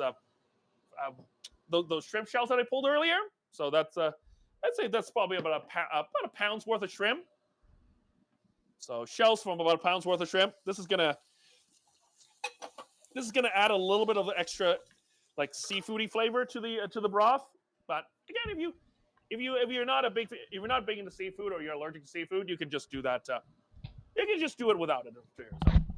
And I'm also going to be using some regular old-fashioned packaged chicken stock and a can of coconut milk. So I'm just going to get that, and also going to throw in a little bit of dashi. But that's going to be just a few minutes or two here, folks. So all right. So what's that? We're going to. Oh, thank you for the shout out. Thank you so much for that. Oh yeah. Thank you for coming on. Y'all, this is our No guest worries, chef no today, worries. Chef John. Please show everyone. us some love and support.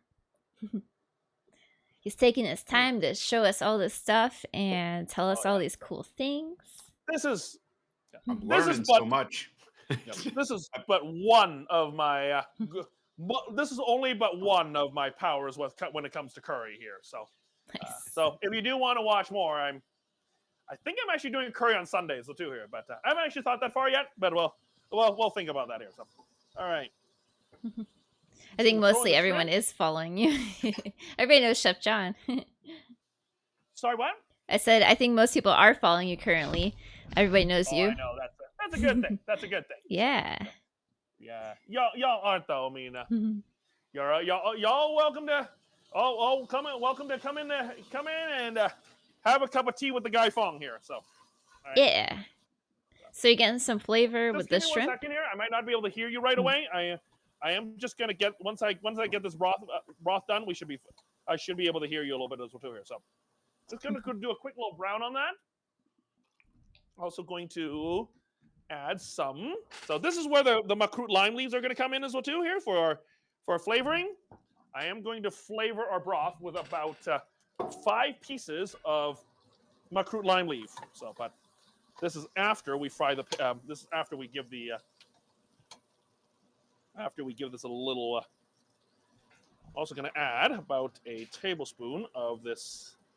So the good splash of our laksa paste. So it's still drying, but that's okay. But once you get the laksa paste like dried up really nicely, I'd say for about a good couple liters of broth, a cup is probably even a half a cup should be more than enough. But then again, adjust your flavors, see what works for you, see what doesn't. Don't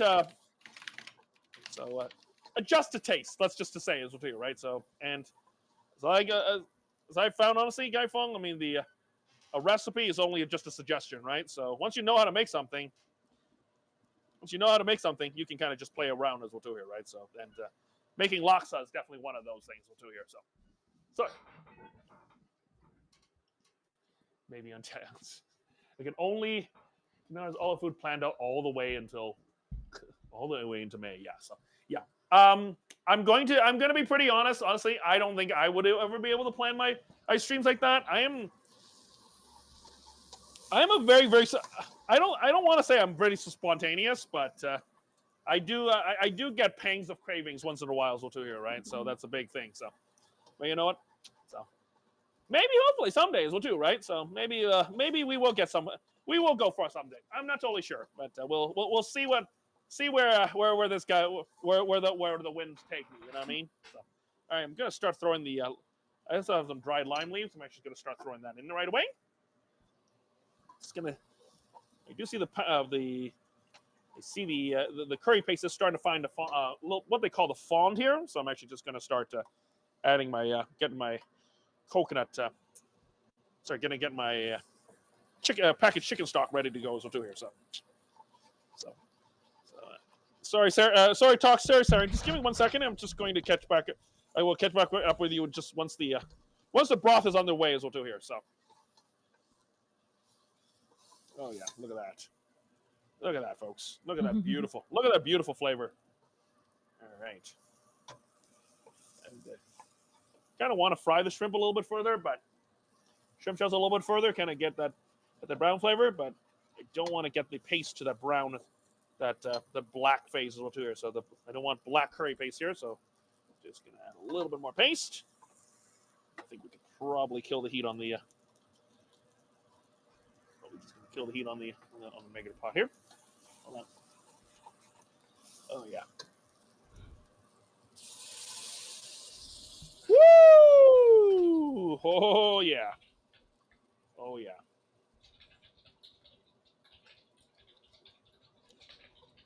Once you've crossed this threshold, I'd say this will take anywhere between half an hour to about an hour to kind of develop some good flavors here. So I would give it about an hour, a minimum, but then again, if you only have about a half, seriously, that's not a big deal. We'll do it right. So also just going to add about another. Just going to add about another half a container, so probably about another half a liter of water. So about two more cups of water to this. So this will give our laksa paste a little bit of a give us a little extra laksa paste, you know. Right. Also a little bit of a quick little assist. Just gonna also get a whole table, about almost a whole package of instant dashi powder. And then, one more thing I'm going to also add as well too here is just a really nice can of coconut milk here. Perfect. So do it yourselfer. Yeah, Miss Con. What kind of stock do you use, Thelonious? It is just chicken stock. So I'm actually just using chicken stock. Chicken stock that has been infused with a little bit of fried shrimp shells. So a little bit of shrimpy kind of chicken stock here. So if you can't have shrimp, seriously, just do whatever you got. No worry, no big deal. So you can make this with chicken. You can make this with chicken stock. You can use it with fish stock. The only thing I've never tried, and I don't think it would work out really well, is if you do it with beef stock. I don't think I've tried, and traditionally in places like Singapore, a lot of folks are Muslim, so pork stock is usually not an option. But again, if you can have pork. Seriously, it's not a. If you can have pork and you want to try pork stock, seriously, I mean, I'm not the one eating it, so you can do you, boo. So, or as I like to say, I'm not one eating your base. I'm not the one eating your dish. Whatever makes you happy, that's your happy base. Seriously, it's all good. So, all right, so just going to there it is. Oh, I'm just gonna also add my paste here. So I'm just gonna do that. All right. So we're gonna let some. So I'm also gonna add a little bit of tamarind as well too. So I'm actually using about a tablespoon of tamarind paste. This is gonna give us a little bit of tanginess, and about any can of coconut milk. There it is. So. Delicious. Oh yeah.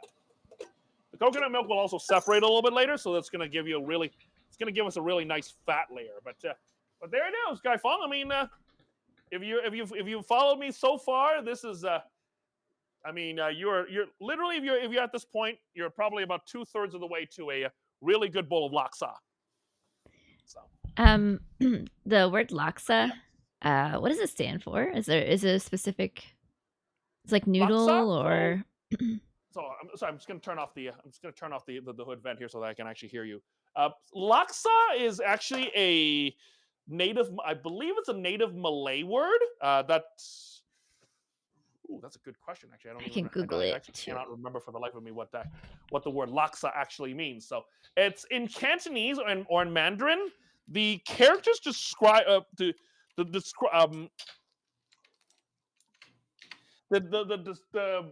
characters describe laksa, or to pronounce the word laksa in Chinese, it's the origins of it is a little bit unclear. It's that it might have means hot sand. So lat laksa or spicy sand. So I Interesting. don't buy that one quite as well as maybe say some people will, but I believe the word laksa is a Malay word. It's a Malay word. Unless if someone can maybe say fact check me on that one, but I am like 99.999% certain that it is a Malay word describing some sort of soup is what you hear. But I mean, all definitions aside, of course, it's absolutely delicious. So seriously, it's not a, it's. I mean, no matter what the origin of the word is absolutely delicious. So and super easy way to enjoy curry. So, but you know what? Hey, it is what it is. Do right. So anyway, sorry, I'm just gonna also so actually let me see actually if I can actually Google it up as well too here. But the word So I did The Google Wikipedia it. article for it is I'm actually just gonna fascinating. Ooh, I'm actually putting this I'm getting spicy like noodle soup. 10,000 or 100,000, like for the amount of ingredients in it, is what I guess in Sanskrit. I don't know. Sanskrit. I'm actually looking for it right now. So laksa means laksa. The origin, Pernak and Chinese origin. Laksa's different varieties. Pinpoint exotic virgin or the laksa. Yeah.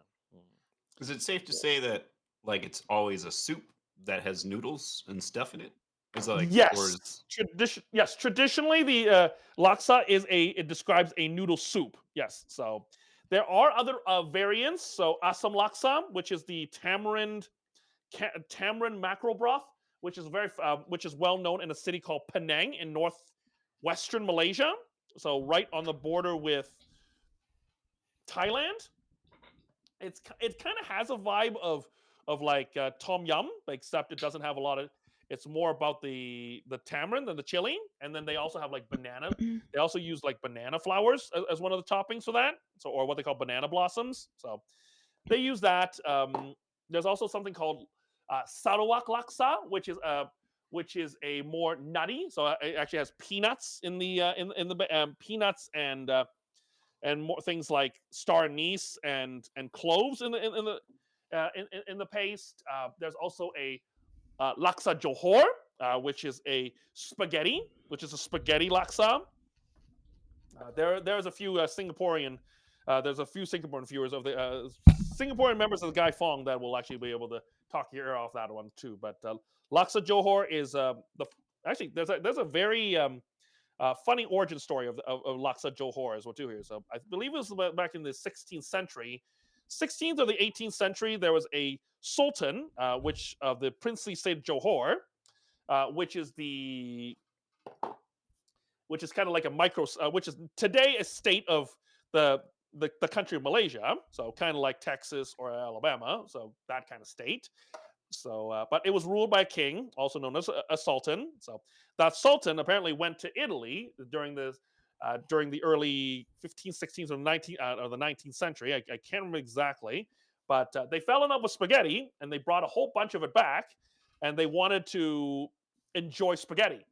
Except, of course, they forgot to bring back the recipe for tomatoes for marinara sauce. So they actually built a kind of like a what we're making today, except it is a little bit more dry. So there's a lot more seafood to it, and they would actually serve it with like boiled eggs and everything. So it's just a fun thing. But the only more difference is that the laksa johor, which is popular in the state of Johor, which is like the state right next to Singapore, it's almost always served with spaghetti.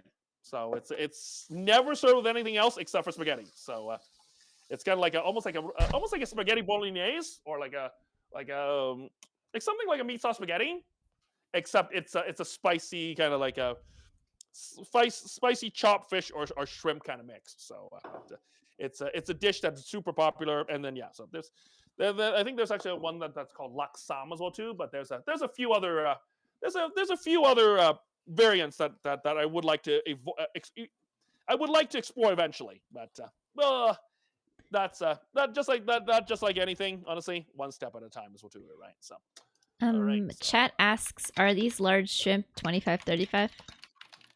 these are actually 1620. So these are 1620s. So I'm going for the Lux today here. So if you don't I'm kind of treating myself today, but also these were actually $7 at the store a bag of this was $7. So so that's why I just picked this one as well too here. So all right, actually, while I have the moment here, I'm just going to also cook a.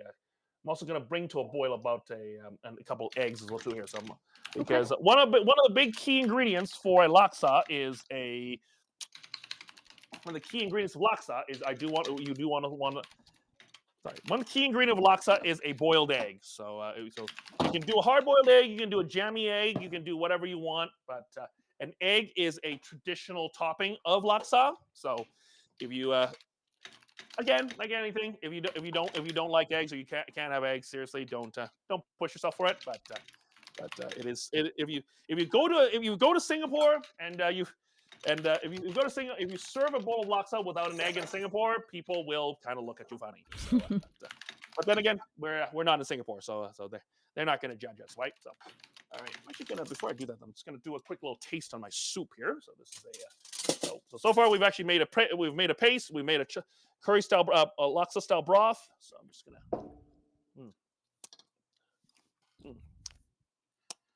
It's got a little tang and needs just a little bit of salt here. So I'm just gonna add a little bit more salt here.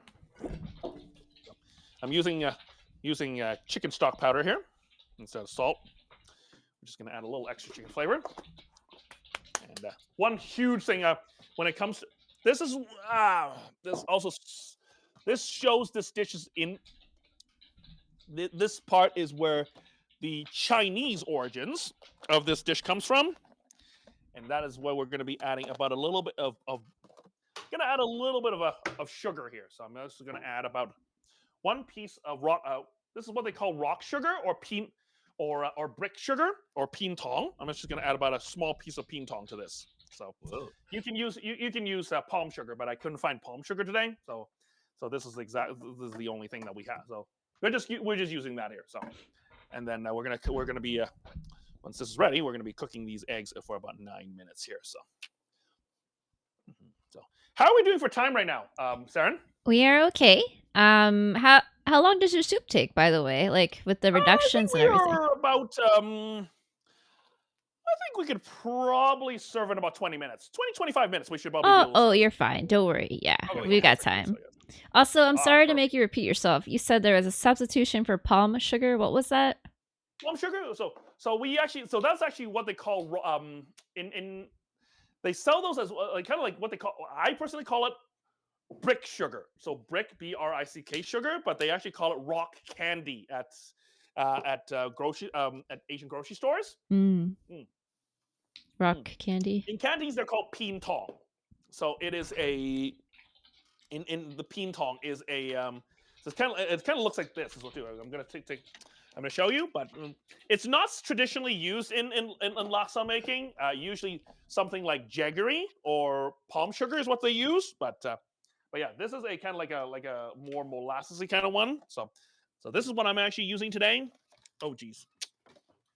So actually no, do I have like a lighter one here? So there are lighter ones as well too here. The ones that are like kind of like lighter brown, but I don't think I have that today.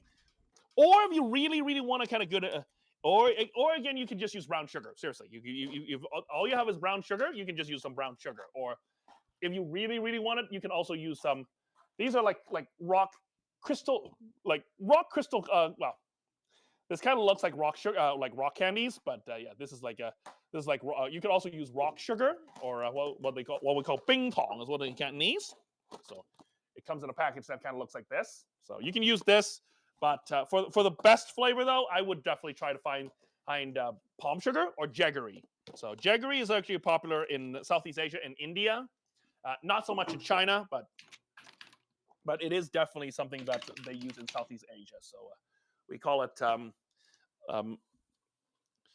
it ye tong, but because I believe so if you look for it in an Asian grocery store and they don't know what it is, if you say the words ye tong, they will actually know as well too, because I believe the sugar is actually some, like the palm sugar is actually the sugar that comes from the sap of the coconut palm. Mm-hmm. So it's not like the sap inside. It's just the sap that comes from the flowers as well too here. So All right, I'm actually just gonna add a little bit more of Chat paste asks, here. is that an 8 or 10-inch knife you're using? This one right here, Yes. the one I'm using right now, this is a 10-inch knife. So this is a 10-inch. I believe it's about 200 and this is 240 millimeter Gyoto. So this knife here right here is actually one of my. This is actually my favorite knife. Actually, this is the my signature knife. This is the one that I Hmm. take into battle. Um, I didn't have it on MasterChef. I did take this guy with me on Fire Masters. So this is the knife that I use for all my streams as well. What brand is that? This right here, this is a Masakage Zero. So this is a Masakage Zero 240 Gyoto. I'm kind of I'm not gonna lie, I'm kind of afraid of telling everyone how much it is. The sticker price back when I got it, probably around 8 or 9 years ago, was pretty substantial, and it's the price has not come down since then. So, Well, you piqued my interest now. it's actually, you know what? Maybe we can have a little fun here while we're waiting for the soup to bloom here. The flavor's gonna boom to kind of get its act together. What do we? How much? Let's ask chat. Like chat, how many? Like Guy Fong. How much do you think this knife is? So I've actually told people, and also Saren. What do you think? Saren talks. What do you think this knife is? $7.50. Lower. So $6.25. I just had my friend buy a knife for me in Japan, and I Uh-huh. think, well, the currency change right now is favoring it being bought in Japan, so it was only 200 for the knife that I got. Uh-huh. So I'm gonna guess 400. 400 higher. Ooh, 200 sounds like John Gilt range. Ooh, crawl. My guilt range is a lot higher than that. I'll tell you that for sure. So 250 USD. Bino is a little bit higher than that. So I'm actually bidding on Canadian dollars, by the way. So Oh, by the way, one Canadian dollar is so. Actually, hold on. I actually need to do it. If we're guessing in American dollars, hold on. Let me just do a quick little. Let me do a quick little. Sorry. So, no, sorry. so 0.73 right now. So good. So okay. Actually, did someone say 500? Nope, that's a little lower. Saren is too high. Craw's too low. Wolf is too high. Bino's too low. Yep. so we're in the 400-ish. Yeah, around that area. So I will.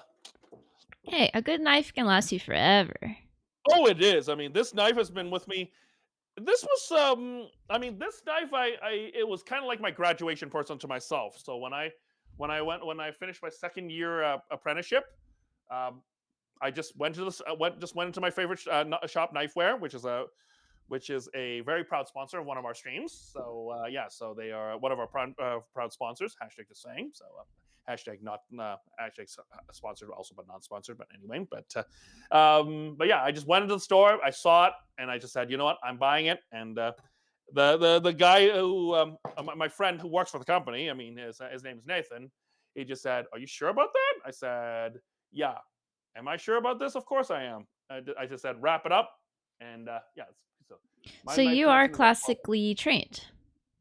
I do have some classic training, so I do know some of my French basics. But I don't practice them as much as I like. So, but if I were to maybe say have to work at a hotel tomorrow in France, I would struggle. But if I were to go to maybe say a restaurant work at a hotel in Hong Kong, I would be okay, or Singapore, or work at a hawker center in Singapore. I'll be absolutely okay. But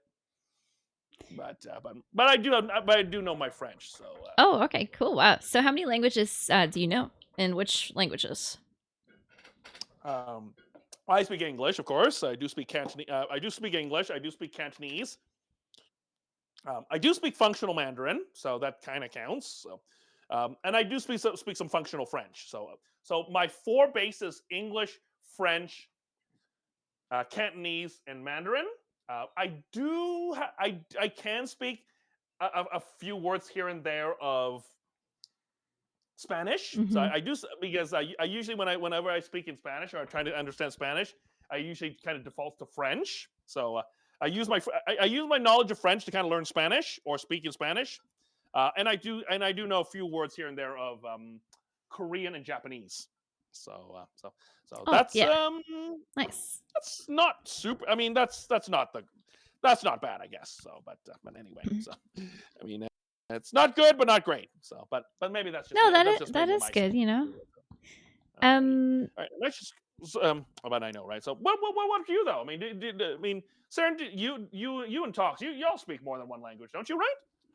A lot. Actually, all my languages I learned from the kitchen, and it's very specific of what I would know. But like, I worked with people all over a lot, like mostly Spanish, like different variants of Spanish. Oh wow. But like I said, I don't. This isn't like fluent. This is like, Mhm. you know, I understand things and I can say It's mostly curse words. I can say, but Mhm.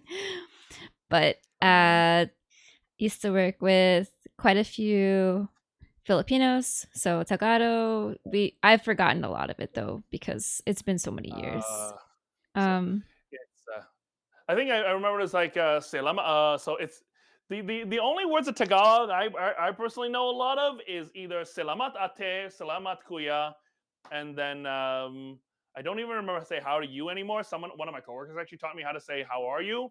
But if you're good, if they ask you how are you, the only word you say is mabuti. So if you're good, you say mabuti. But most Filipinos actually will also speak English as well too because they do speak English in the Yeah, Philippines. So yeah. but A little again, if you want to Spanish too. seriously They get knew. Tagalog, They knew it just Spanish. makes a My lot more coworkers. sense. So you know what I mean, right? So A little sign language. One of my coworkers taught me sign language, but again, it's been so many years that like I forget this stuff because if you don't use it, you lose it. But yeah, so I just know like words and reading recipes like in French. I learned some stuff. yeah. We Canadians, I mean, we Canadians have to do.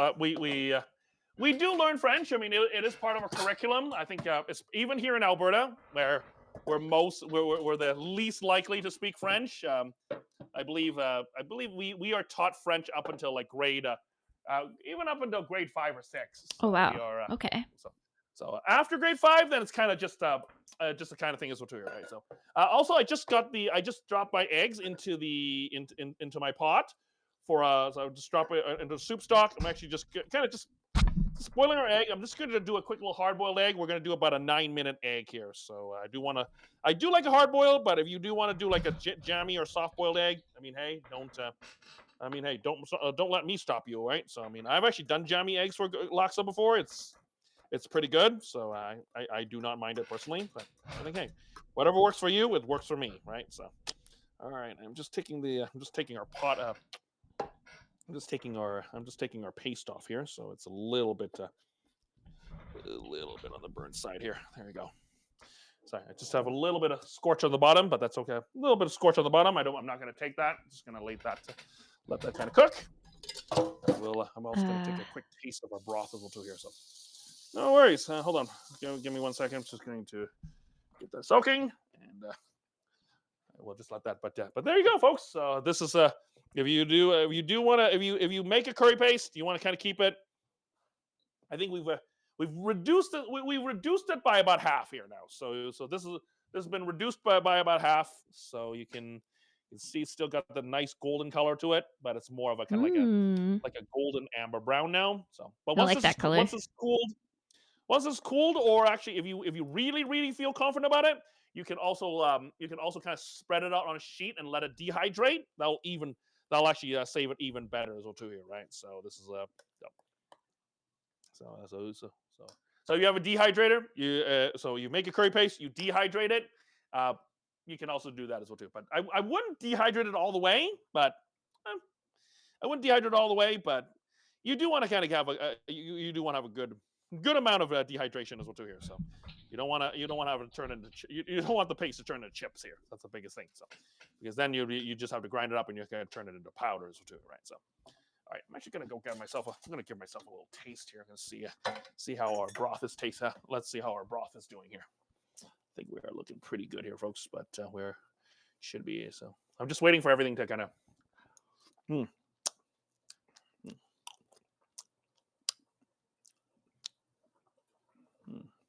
Yep, that's good. That's actually very good. Nice. That's actually fantastic here. So, Chat asks, go ahead. Yep. how are you with continental or Italian cuisines? I guess knowledge, perhaps.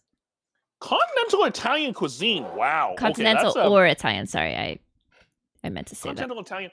Italian, I'm okay, I guess. So I'm not well versed in it, but I can make pasta. So I mean, I can make an Alfredo.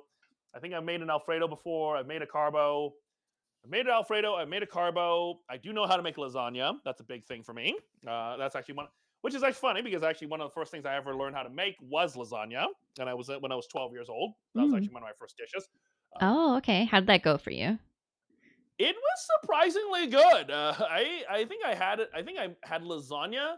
I think I was 12 years old. I had lasagna at one of my friend's place. His name was Tom, by the way. So I was actually in grade 6 when I first had lasagna. Mhm. And I think first time I made it was at 12. I was like grade 6 or grade 7. I just told my mom, "Hey, can we get some tomato, like a jarred tomato sauce or jarred pasta sauce, some oven ready pasta, get some cheese, a little bit of ground beef." And then I fried up the ground beef, and it worked out really well. The only thing is when I baked up the whole lasagna, it was super greasy because guess what? In my infinite wisdom, I didn't drain the ground beef, so it was juicier than I was expected, but it tasted delicious. My parents loved like my parents and we all loved it. So it's I would safely say that besides maybe making rice and maybe say doing a steamed a savory steamed egg custard. That's pretty much my the first dish I can actually remember myself making in the kitchen. So and hey, this that little humble plate of lasagna actually got me to where I am today. So cheers to that as well. If you don't mind me asking, what cuisine was the first restaurant that you ended up working at, and what were you like? What were you doing there? Wow, the first restaurant I worked at wasn't even which actually it's kind of funny because it wasn't even actually a restaurant, by the way. It was actually a meal prep kind of place. So it was a place that actually served a lot of did like comfort food, like things like pizzas. They did curries. They did sandwiches. They did sandwiches. So and it was kind of more like a comfort food. But the really first restaurant I actually worked at was which is actually funny because the first place I ever worked at, like that's outside of a grocery, like one of these meal prep places, was Italian, by the way. So I learned how to. I did kind of learn how to make pizza. I made how to do like kind of chicken dishes and also salads as well too here. So I think I think that restaurant. It's no longer around, by the way, because it's now it's on 17th Avenue here in Calgary. For those of you who actually are watching from Calgary, it's a restaurant called Chibo, and I worked there probably for about a couple months. But it was one of the chefs I actually used to work at who actually recruited me there, and I'm not gonna and this is where the whole my thing with restaurants actually began. Honestly, the guy really didn't know what he was doing, honestly. Or actually, he had a lot of experience, but a bit of a dick. So, but me, of course, being kind and not really knowing the ways of the world, I guess I trusted him. I guess so. I guess in a way, I kind of trusted him. Took the leap, went to work for him, and honestly, gave me nothing but horrors, and just told me about 3 days. Probably took me about 6 months after I arrived. Said, "You can't hack it. Get the fuck out of my kitchen." And yeah, so that was pretty much the. It was about probably 2015, 2016, and yeah, that was the beginning of the end of my time in the restaurants too here. So if I ever go back though, it will be on my own terms. But yeah. So but to. I feel it. Yeah. Yeah. So, lot put it of mildly, fuck you, Troy. Fuck you. shit. So sorry, I had to be spicy there, but yeah. So Where's the yeah. Minotaur? I know he's probably not watching, but fuck you, Troy. Fuck you. So, The Minotaur in here. anyway, all right, okay. So right now, folks. Oh, hold on. I'm just gonna change. I'm just gonna take a look at our broth here. I think I did taste the broth earlier. It's actually looking pretty good. We got the I'm gonna add Minotaur a on little our spice side. to it. Yeah. This amount of broth as well too is gonna go too here. So there you go. Perfect. So a little extra sprinkle of chili, and give it one last taste. And I think we should be ready to serve as well too here. So I did say Ooh. about 20 minutes, but Ah, I do need to make sure that everything's nice and warm before we get to that point as well too here, folks. I'm just gonna take a No quick worries. tasty taste, and then we should be ready to go here. Got sweetness, got a little bit of tanginess, got the flavor, got a rich coconut. Okay, yeah. Okay, Laksa's ready. All right, it's gonna get that a little bit here. So that broth is just gonna take a few seconds here, and I am going to grab. So I'm just gonna start getting that all served up as well too here. So I'm just also gonna cool off our egg as well too here, so that it's easy to handle here. So I'm gonna take one of our 2 eggs here. There you go. Alrighty, I'm gonna go grab myself a really nice bowl, and then we're gonna get have some really nice. And I'm a little bit of a nice contrast here. So first things first, though, when it comes to here's the thing, big thing about laksa, though, folks. If you do want to make this, there is no limit as to what kind of noodles you can use. I'm actually just using like rice noodle, like wide rice noodles today, or ho fan. So, but you can use whatever you want. So just choose what you want. You want to use wheat noodles? You want to use rice noodles? You can use you even hell if you even want to use serve this with like macaroni, like macaroni. Seriously, I would say just do it. But hey, whatever makes you happy will make me happy. So you can do whatever you want to do here. So I think I might choose rice noodle. oh yeah, so these are the broad rice noodles, also known as ho fan, or more specifically called shahe or sa ho fan. So this is a fun fact for those of you who don't know, the ho fun is actually means the ho fun is actually a product of a district in the city of Guangzhou in China. So the full word for ho fun is actually sa ho fun. So it's actually sha ho fun. So if you want to be a really food nerdy about it, that there's actually a district in Guangzhou named Saho or Shehe in Mandarin. That is where the rice noodle was actually first created. So this area, I believe, is a very sandy area. Has a lot of a sandy kind of grassy area by a river. So that's what it means. Like it literally means sand river. So Saho means Shahe. So Shahe means like sand river. So in this area, they grew a lot of rice. There was a lot of places where they also milled a lot of rice as well too. So this is where they would get the fresh ingredients, make those noodles, and that's why the ho fun is actually known ho fun, because the full name of ho fun is sa ho fun or sha ho fun or sha ho fun as well too. If you really want to kind of be, or however you want to pronounce it as well too, right? So anyway. So Cool. Fun food facts. So you may or may not know about that today. So there you go. Were you just adding oil to that back there? Is that dispenser? Nope. What was that? Oh, is that a secret ingredient? What were you? Sorry, what? What was I adding? You had the bowl and you had brought it to somewhere. Oh, I actually added some water to it. So Water. Okay. I just put some boiling hot water to it. Oh, so okay. I did cook these noodles earlier, because these noodles usually take about 10 to 12 minutes of hot water hydration to cook. So if I didn't do that earlier, then yeah, it would probably be about. I would probably still be cooking those noodles right now, so too here. Okay. But again, you can.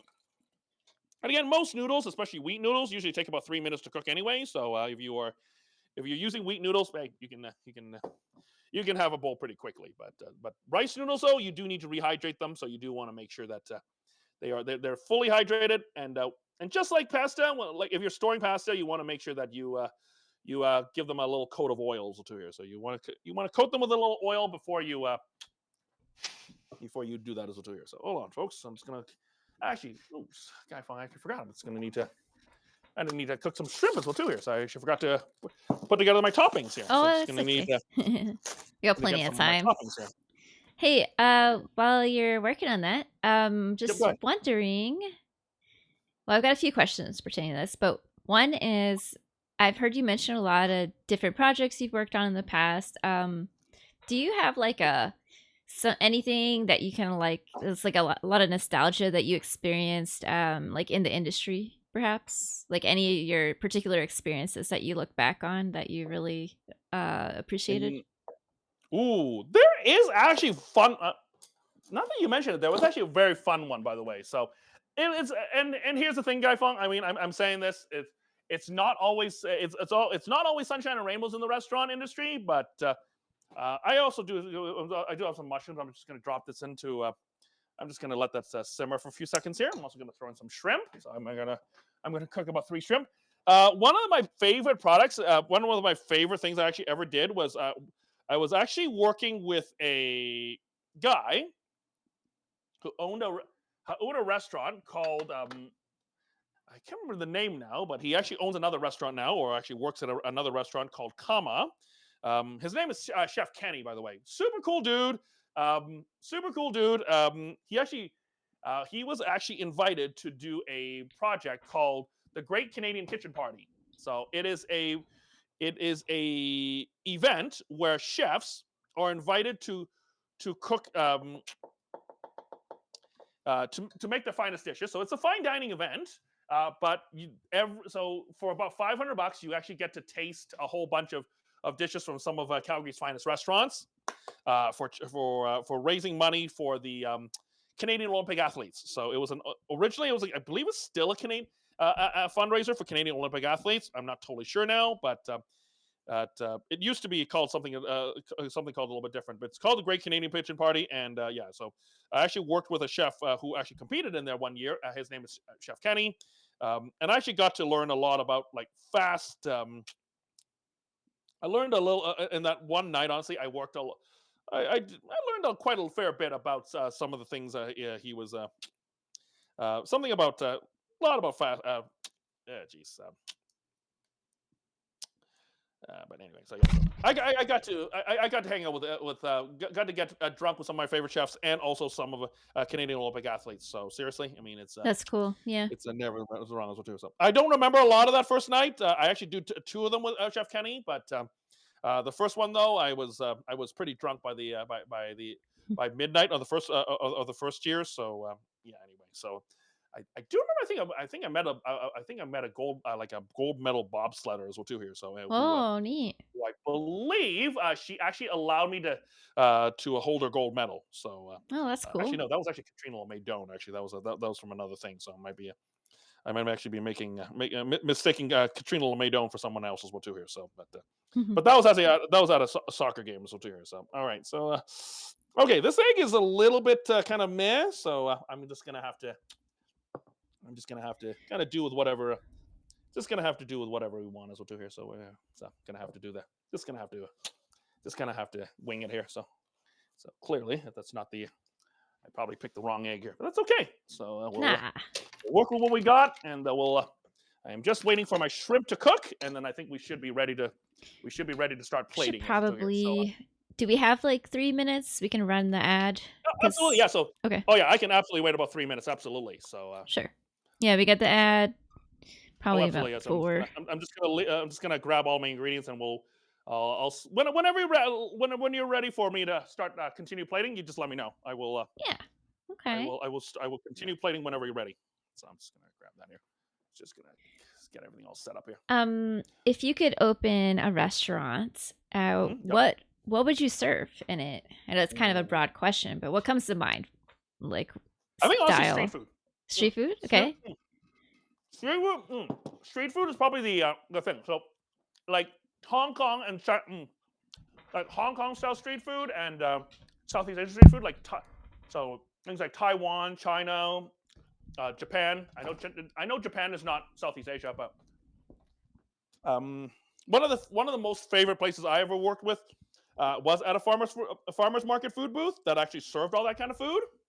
It's called Eats of Asia here in Calgary, and I worked with Jay, who was the boss of that, who was the owner of that restaurant, of that food booth for about 5 or 6 years, and we came up with some pretty amazing dishes. So it's definitely one of my favorite memories of the industry. So I think things like I actually taught myself how to make things like asam laksa, and also how to make a perfect congee too. So Ooh. or the rice porridge. Okay. Yeah. Oh, that's Another thing. So if I were to open a restaurant, I actually wouldn't actually open a brick and mortar restaurant. I would actually do a food booth.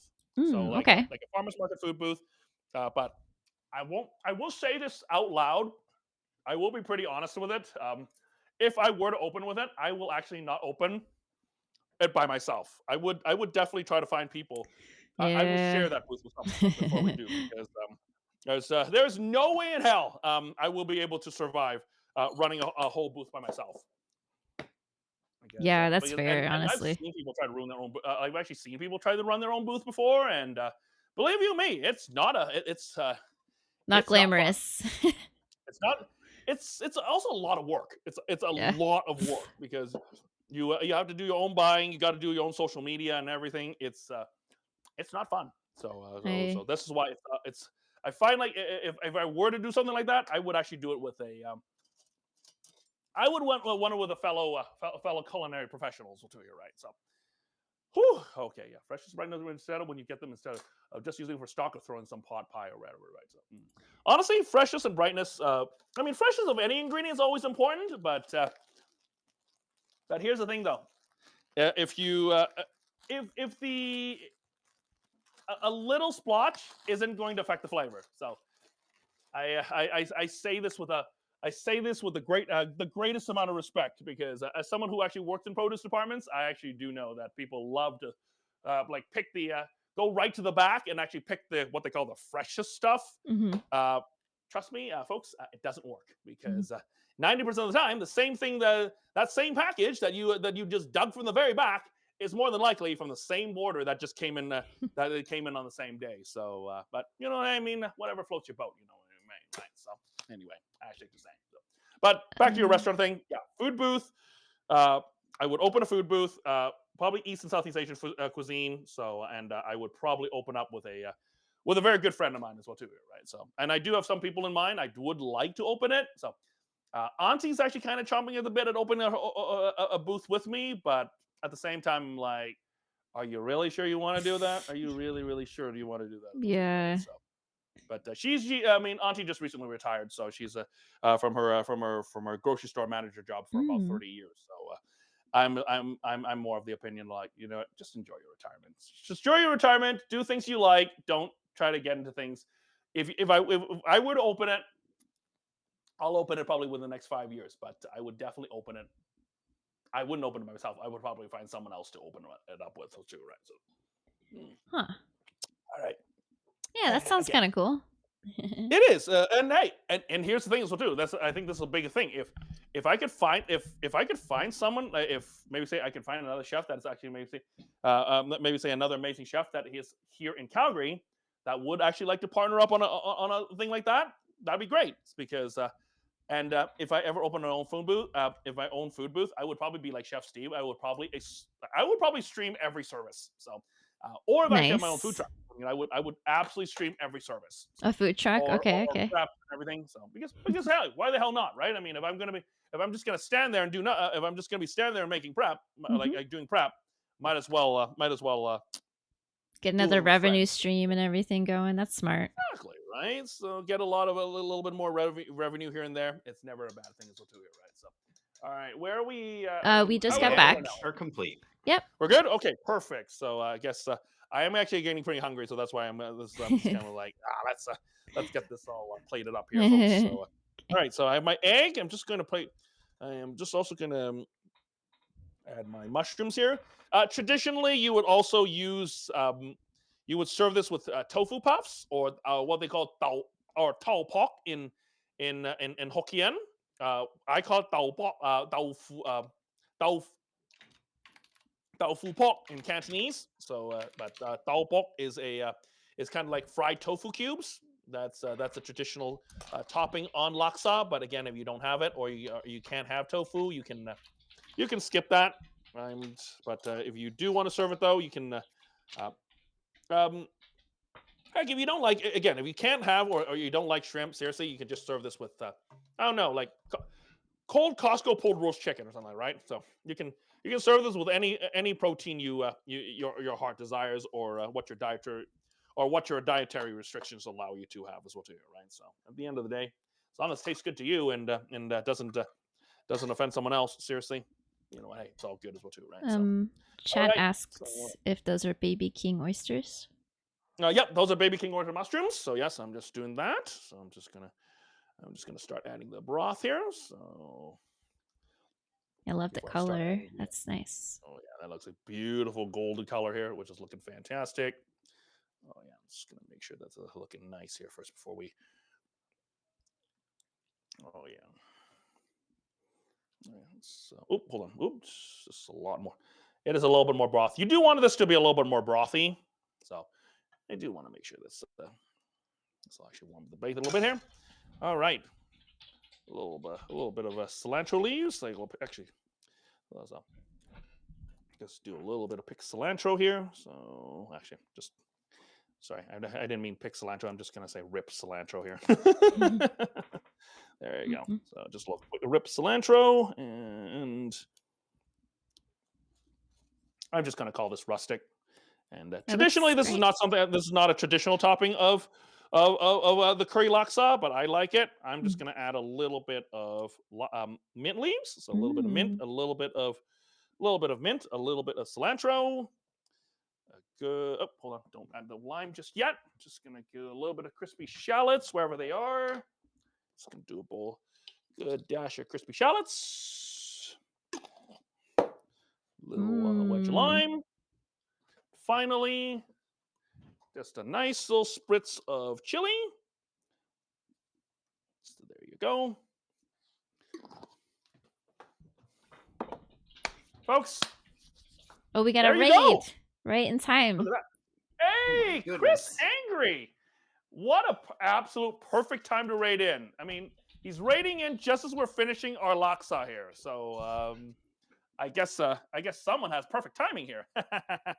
Hi, Chris. Can you guess what the challenge for January is? Thank you so much what for is the rating challenge, us. Chris? What do you think it is? There you go. So, oh yeah, this is absolutely what. This is what makes. This is actually what feeds families. I mean, to say it like how the kids say it.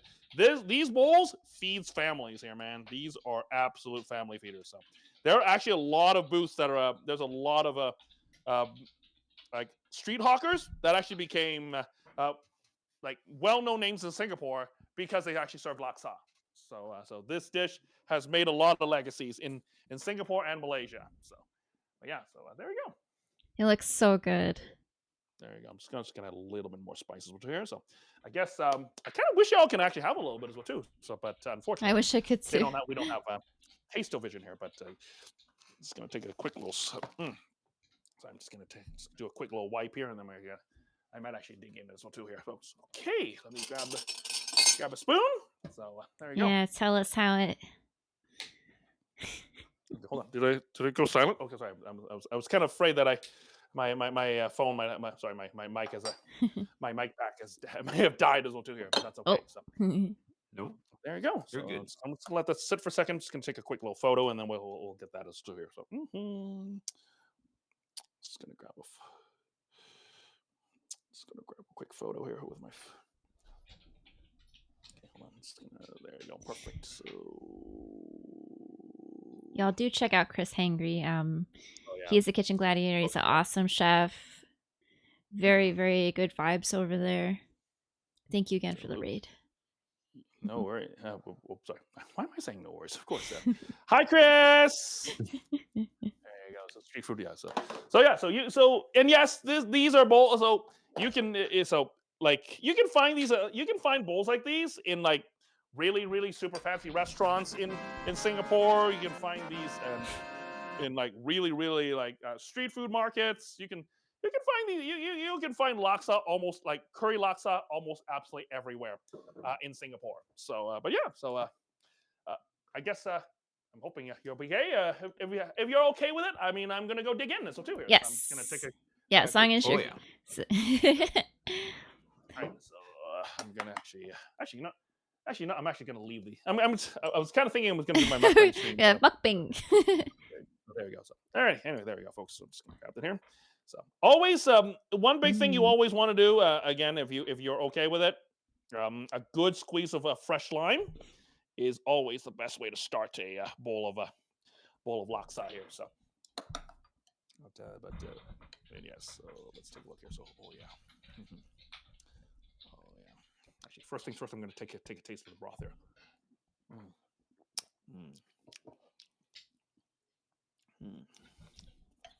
It's got a really, really.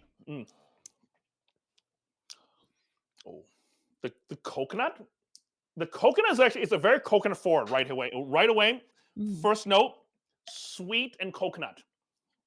And then you want because since it is so rich, you especially if you're making a laksa, and I find that this also stands for making curries as well too. So if you're making a curry, especially a Southeast Asian or like an East Asian curry, like a Hong Kong style curry, you want a good light sweetness, the coconut to hit, and then and then the aromatics, and then a little bit of the spice at the end. So or should arrive third. So, I mean, unless of course you're a masochist like me, you want the spice to hit you like right away, and then the flavor afterwards. But if I've actually learned anything in my life, spice seems to keep arriving, and the flavor may get drowned out. But again, proceed with however you want as well too, right? So, all right. First things first, I'm going to take a bite of these noodles here.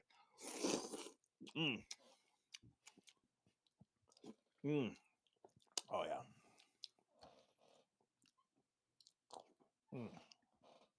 Oh yeah. Well, it sounds yeah. delicious. It is delicious. This is.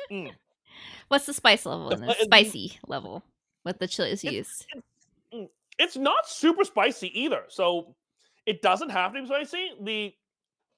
The key of the spice, like spiciness, like chili spicy, is an aspect, but it's not necessary. I mean, if you want, you could. I mean, you can actually put a little dollop of like sambal, or like a sambal oelek, so or chili garlic on top of it to kind of add a little bit of spice to it, or you could add some like fresh Thai chilies on top of it. You can spice it in different ways, but most people I find, honestly, especially in Singapore or in Malaysia, will kind of just add a little bit extra spice and kind of just tailor it to whatever they like as well too, right? So, I mean, I love spice, but this is absolutely perfect for me.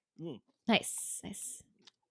So, just like anything, curry is infinitely customizable. So if anyone ever tells you that you actually have to curry absolutely positively have to be spicy, I will tell you this. I'll tell you two words: chicken korma, or in this case, chicken or Singapore laksa.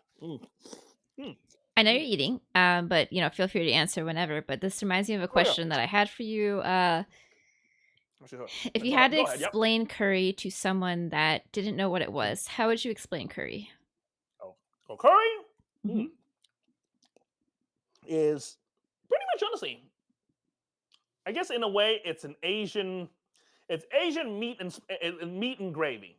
So it's originally in Asia, consists of a sauce and a protein or some sort of vegetable. And is absolutely fucking delicious. So I like that.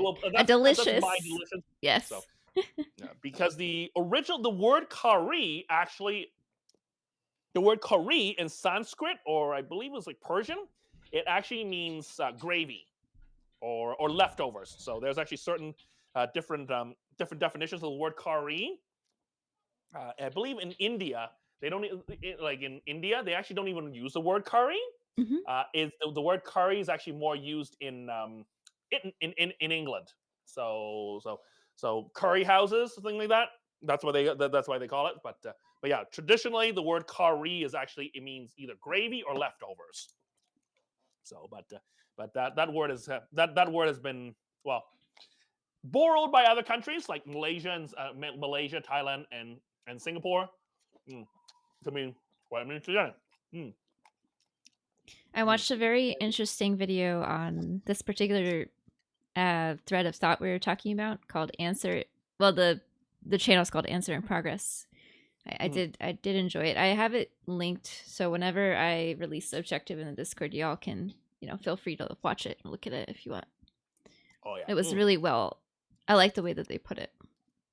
Like it might have started somewhere, but now like people kind of use it as a term just to describe something. Exactly, right? So Yeah. the word, I mean, what's it called? There's we in Hong Kong, we have to have something called for those if anyone's actually watching from England, by the way, you might know, but I believe it's a more of a East London kind of dish. It's called jar jiao, or that I believe it has the roots of called da zheng. So there is because the word da zheng, which is literally means fried sauce in Cantonese, or jia jiang, it's kind of like a spicy kind of bolognese kind of meat sauce. So what we call da zheng in Hong Kong is slightly spicy. What they have in Beijing, which is the original of the Hong Kong style, or the da zheng mean, is a little less spicy. It's a little bit more sweet. And then they actually also have a Korean version of jjajangmyeon, which is a little bit more dark. And then they took the same word or jar jiao or zheng, or jar jiao, which is I believe is a kind of like a corruption of the word zheng. So except in East London, that same dish actually uses things like I think it's like almost like an omelet that actually uses like pieces of leftover roast pork or char siu. So which is not exactly what they have at zhajang in Hong Kong or in Beijing too, right? Or I believe the spiritual home of the dish is actually Tianjin, China. So which is about 100 kilometers south of Beijing too here. So. Chef John, you can only use 3 spices. Rest of your life, what are you keeping? Oh my God. Torturous question. And chat. Kelly? To chat. Are we talking like dry spices, or are we okay with herbs as well too? We're gonna say anything fresh, ignore. Like you can have access to that, but dried spices. Ooh. Well, chili's not chili. Salt can be fresh. Is going to be considered a spice here, by the way. Salt, a spice. Okay, salt. So we gotta pick salt, right? Do we pick salt? Salt, cinnamon, and salt, cinnamon, and cumin. I think that's probably those are the ones you're gonna. You can kind of hack like the things like you can coriander seeds. I think you can sub it with like fresh cilantro, but it's not going to be exact same. But you can kind of play around with it. I mean, if that was really the case, though, I mean, it's going to be all about how well I can meet that challenge. Well, there's other ways to introduce salt, though, right? Sorry? Yeah, you could do the natural. No, I didn't. I did get I was on MasterChef, but I unfortunately didn't get that far. So I kind of wish I did, though. But hey, it's hindsight is always 20/20, right? Mind if I ask you, what did you learn about, from that particular situation, if you did gather anything? Well, learning under pressure and being calm under pressure is definitely one thing I learned that I need to learn. Okay. So that I think that was the first thing. And being on Fire Masters was probably was my first test. So I am hoping eventually I will be able to get on another show to maybe say, hopefully I can prove myself to be a little bit more grace under fire. Hashtag just saying, knock on wood. Hoping for next level chef if they ever cast Canadians. Oh, neat. Okay. So that's the next one. That, or maybe say Top Chef Canada. That's another big one I would like to do. Or Guys Grocery Games is probably another one I would like to do. But I think the biggest takeaway is not to place my personal worth on a result of one dish, Mm. which unfortunately, that's why I've done that's why I did tack my elimination dish from the top 26 in season one for about 11 years. So I blame myself for one dish for 11 years. Guy Fong, I'm gonna say this right now. Please don't do that to yourself. It's not fun. It's painful. Don't do that to yourself. It's like literally like kind of like stabbing yourself with a knife over and over in your heart, and it's not fun. Don't do that. So please don't do that yourself. If you and hey, I'm saying this right now. If you want to get onto those shows, do it. Don't let me stop you.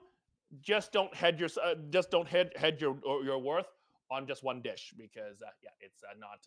It doesn't. It never ends well. And seriously, it's just it's a lot more pain for yourself that you personally don't need, and personally you also don't deserve. Mm. Um, if you don't mind me asking again, what really helps you kind of get past that for you? I mean, one thing, and I'm going to say this very, very. I'm not saying this for fan service. The Guy Fong, really, really, truly, the people who have been with me through the days when I doubt myself have really helped me. Having people who are very supportive of me has really, really helped.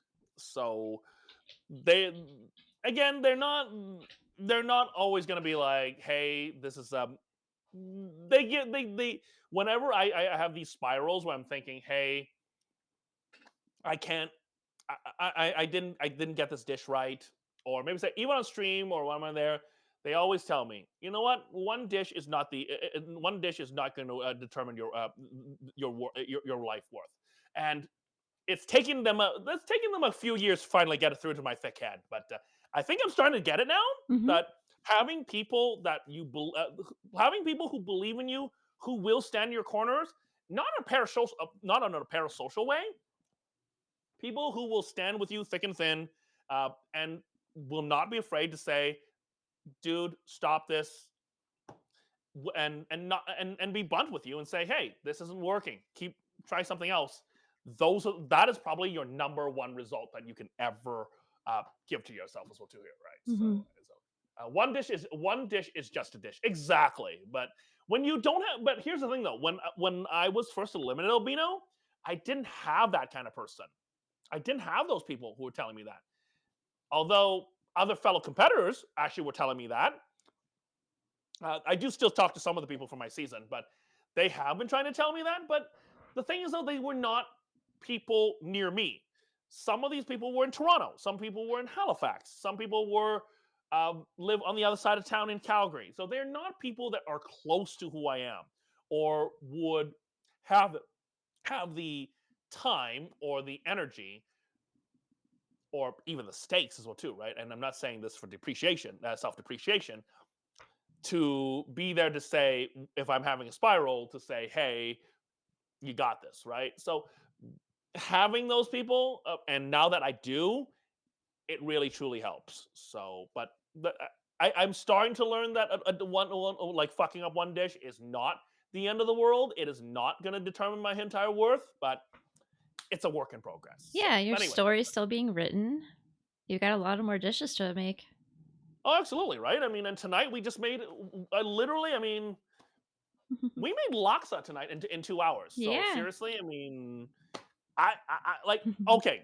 I mean, I'll admit did do some pre prep. I mean, I did make a fresh batch. I did cook the noodles before, but even if I maybe say just made a ramen, honestly, I mean, I cooked a ramen.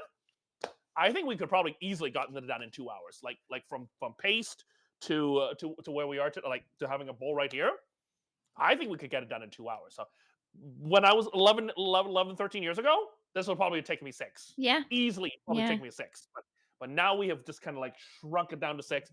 And that's the thing I want to do, to be able to encourage not just people on Twitch, but also on YouTube and other platforms that, yes, it looks hard now, but with a lot of practice, you will get to where you want to be. Yeah. So it's my kind of way of paying it forward. So not in a financial kind of way, but in a kind of moral kind of way, I guess, or moral or a Kind of like learning a kind of way. purpose for the Exactly. for all this I work and would say everything. so. Yeah. It's because when I first started doing this, my initial thought I was actually going to be trying to. My original purpose was to kind of make Asian cooking kind of like things like the laksa or curry, a little bit less mysterious. Okay. Um, it is still a work in progress. There are a lot of people doing it already, but I'm finding that I do have a voice in that conversation, and finding that voice and knowing how to amplify that voice, that is something that I'm still working on. So and hopefully this 2026, hopefully hopefully if I can get all those pieces together in 2026, we can do that together as well too. And here's the thing as well too, right? And this all comes back to the food and drink community. This is why, even though even though it sometimes does seem like that food and drink is kind of gets a little ignored by Twitch and the wider Twitch community as a whole. My personal belief is, and I say this with my whole heart, I say this with my whole chest. The best days truly are yet to come for this platform, especially when it comes to food and drink. So we are, as Africa, as Toto was saying. I mean, love isn't always on time, but or as another sang will go, our day will come. So if you are a streamer, and I'm saying this to you right now, hold fast. Love isn't always on time, but our day will come. So our day is coming. So stand fast. We will get it together. And with folks like Saren and Lord Talks, and in a way myself as well too, and Kanara and other streamers, and even Chris Hangry as well too. We will get there. We will get there one dish at a time. Stand fast. Keep watching. And for those of you who don't stream, keep watching our streams. Follow the food and drink streamers. Go into their chats and make sure and come hang out. Get our numbers up. And once there will be a time where we will become unignorable. So get on the train. We will be unignorable. So stand fast. Our day will come. Indeed. There you go. That's true. So, in this path of the food industry that you're carving for yourself, like, would you say that that's your legacy that you would want it to be, or was there something else that you'd want to leave behind, if you could impart some things? Well, more wider knowledge for one, but I think leaving a legacy of education, like teaching people or showing folks, I think that's it. Honestly, that's it. So because here's the thing, and I say this with a lot of love, and I'm gonna sound like an old man in this stage as well too. When I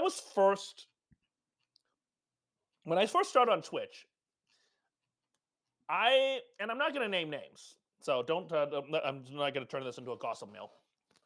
So when I first started Twitch, a lot of people told me, "Why do you just constantly stick to doing Asian cooking? I mean, if you made mashed potatoes and roast beef, you'd do quite well. I mean, they say you're an entertaining guy. You could just make whatever dish and you'll be okay."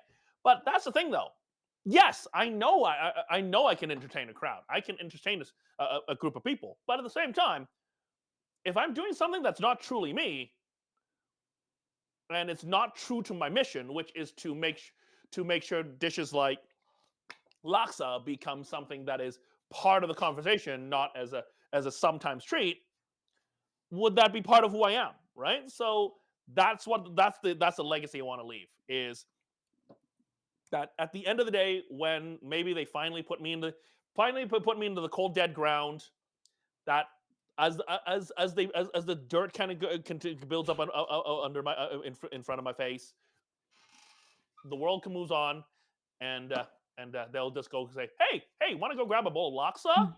Nice. And if that is what happens after I'm dead, seriously, there you go, we're done. So Okay.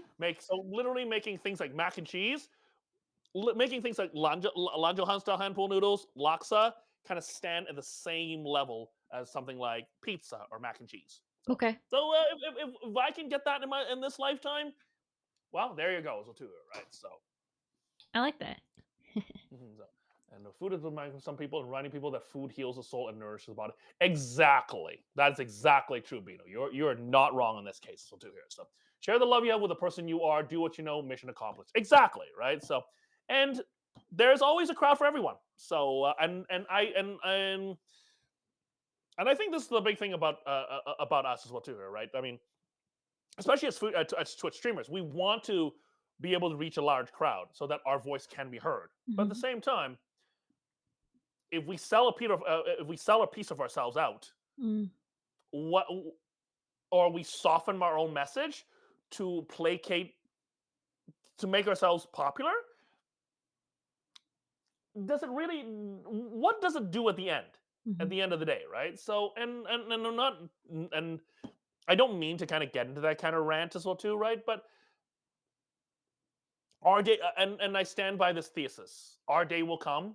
Food and drinks time on Twitch is coming, and all you kind of and at the moment, honestly, I don't know how what that's going to look like, but I do know, and I do know this, and I believe this truly in my heart that the day will come where the food and drink category is going to be great, and this category will rise to the top, and honestly, at the same time, honestly, this we'll look back maybe say in 5-10 years, and we're looking at this night, and hopefully maybe y'all be saying, "Hey, John was right." It's true, right? So knock on all wood as well too, right? So exactly. Sushi has definitely been more common because, but here's the thing though, Craw. Sushi didn't become popular overnight, right? I mean, even before when the California roll was popularized in the 80s, I mean, sushi was I don't think there was actually sushi in the 60s. Like sushi was not a thing in the 60s. Like 60s, 70s, that was not a thing. It was only around the 80s when California cuisine was looking for something fresh that things like California rolls or maki bowls kind of became kind of thing. So it's the same thing again. So it's like when maybe say the aura of spectacle or being shot of saying stupid things for garner clicks, when that ends, the real ones like food and drink streamers, we shall be the ones who will rise as people will ask for them, because and I know people are asking for that. So that's the only thing. So if you are watching, and I do say this, and I do say this with all sincerity, you are ahead of the curve. You are at the vanguard. Or as someone, if someone ever tells you that, why are you watching food and drink? Maybe the answer should be, why aren't you watching food and drink? So because it's kind of the whole thing, right? I mean, like when if you've ever dated someone that tells you that you're too much, the always correct answer is, maybe you're not enough for me. Maybe you should keep up. You know what I mean, right? Actually, the thing. So, Oh, I know I'm too much. Deal But with here's the it, thing. I guess. If you think you're too much, maybe other people should be a little bit more to kind of keep up with you, right? So They can I'm try. just saying. So- maybe they're not enough for you. So stand strong, and stand strong. Walk proud, and keep cooking. That's the way I see it too here. So yes, Hey, on this thread of thought, kind of turning negativity into positivity, how we've been absolutely right. talking about. So I also am from the restaurant industry, so I totally agree and understand with what you mean by how hard it is and everything. But what would you say that going through all that with the restaurant industry and the just the industry itself and all those negative experiences, what positive thing would you say that like you developed? What personal character trait? It's still a work in progress. Mhm. Is I think the thing is not tolerating people's fucking bullshit. Not tolerating, okay, this is how it works as the gospel. I think that is the biggest thing. Learning to separate what is true, what is reality, and what is truly well and just. that is that I think that's the biggest thing. And like So I think egos. that's because knowing when to call that, knowing when to say, hey, working people 16 hours 16 hours a Mm. day for like 5 days a week and then paying them peanuts, is that right? No, it's not. It's not right at all. So knowing your no, value, kind of, or exactly. okay. Knowing your value as well too, right? So knowing your value and knowing your worth, knowing your value as well too, right? So and not accepting anything less. So Mhm. or not shrinking myself to fit someone else or to fit someone's whatever as well too, right? So that's the biggest thing. So and Hmm. Wolf, they definitely need to keep up because I'm not that difficult. Exactly, right, Wolf. Seriously, it's the, I mean, and I've learned this and maybe say this is something I've learned in the last little bit as well too, right? So in my own personal reflections, it's if someone tells you that you're too much, seriously, it's just like it's a defense. It's a very defensive thing. It's just like I'm just not. I am willing to care for you, and I'm not calling anyone out here, folks. It says like if you say someone is too much, it's I like you, but on my terms. But here's the thing, though: when it comes to food, when it comes to streaming, when it comes to love, or whatever it is, everyone comes in different. We're not all one flavor, so it's like for me, I'm wearing purple. Yes, I'm not just I'm not just ube ice cream, right? So I may be ube ice cream with flecks of coconut in there as well too. Pandan. Maybe Get some pandan in too, there. right? So here's the thing, right? So we're all multifaceted. So think we're all multifaceted. So to be able to care and love for others, we have to be able to accept everything. So not accept, but we need to be able to know and be able to be okay, and also be able to. I don't want to say accept, but it's like I don't want to say tolerate either, but it's just like being able to be okay with things too, right? So as long as it's not harmful to others as well too, right? So if Yeah. you're an absolute dickhead to people, then of course it's not going to be acceptable. Within But reason. Yeah. if someone's a little bit short on temper, but they're a heart of gold, are you gonna? Oh no, a packet like our medium fries has one burnt chip in it. Are you gonna throw out the whole package? I mean, if you want to, I mean, hey, by all means, if you want to be a Karen about it, hey, you know what? Hey, I mean, it's all you, man. It's all you. But hey, personally, what I do is I pick up the burnt fry, chuck it in the bin, and say, oh, well, that was not a big deal, right? So I think too, right? So. But anyway, that's and yes, Michael, thank you so much. And yes, if anything always goes wrong here in the food and drink, we always blame Rexus because it's always Rexus's fault. Always blame Rexus, everyone. Always blame Rexus.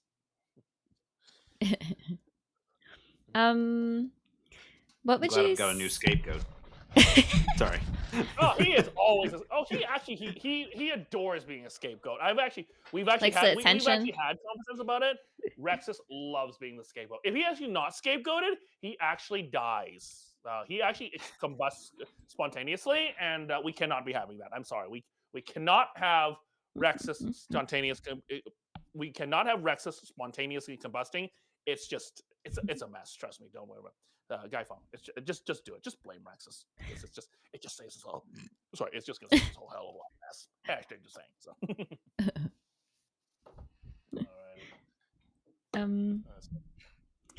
What sorry? I'm actually gonna take another bite of my. My Oh noodles here. yeah. I'm sorry. Don't let me keep you from that either. By the way, hot soup is best soup. Oh, it is. Is even when it's like still like lukewarm though, this is still delicious. Cozy. Yep. Oh yeah, it's because it's rich so too, right? It has a slightly umami flavor. It has a chicken stock in it, but once we've actually I've added that curry laksa paste to it, and also that coconut milk, it becomes it's so good. It's just, I just don't know how to explain it. It's just I also don't understand why this dish is not so much more popular, but Well, then again, it might just be the coconut as well too, right? So, and I know some people get really defensive about a coconut. I don't know why, but it is delicious. interesting. What would you say matters the most to you in a dish? Flavor. Flavor.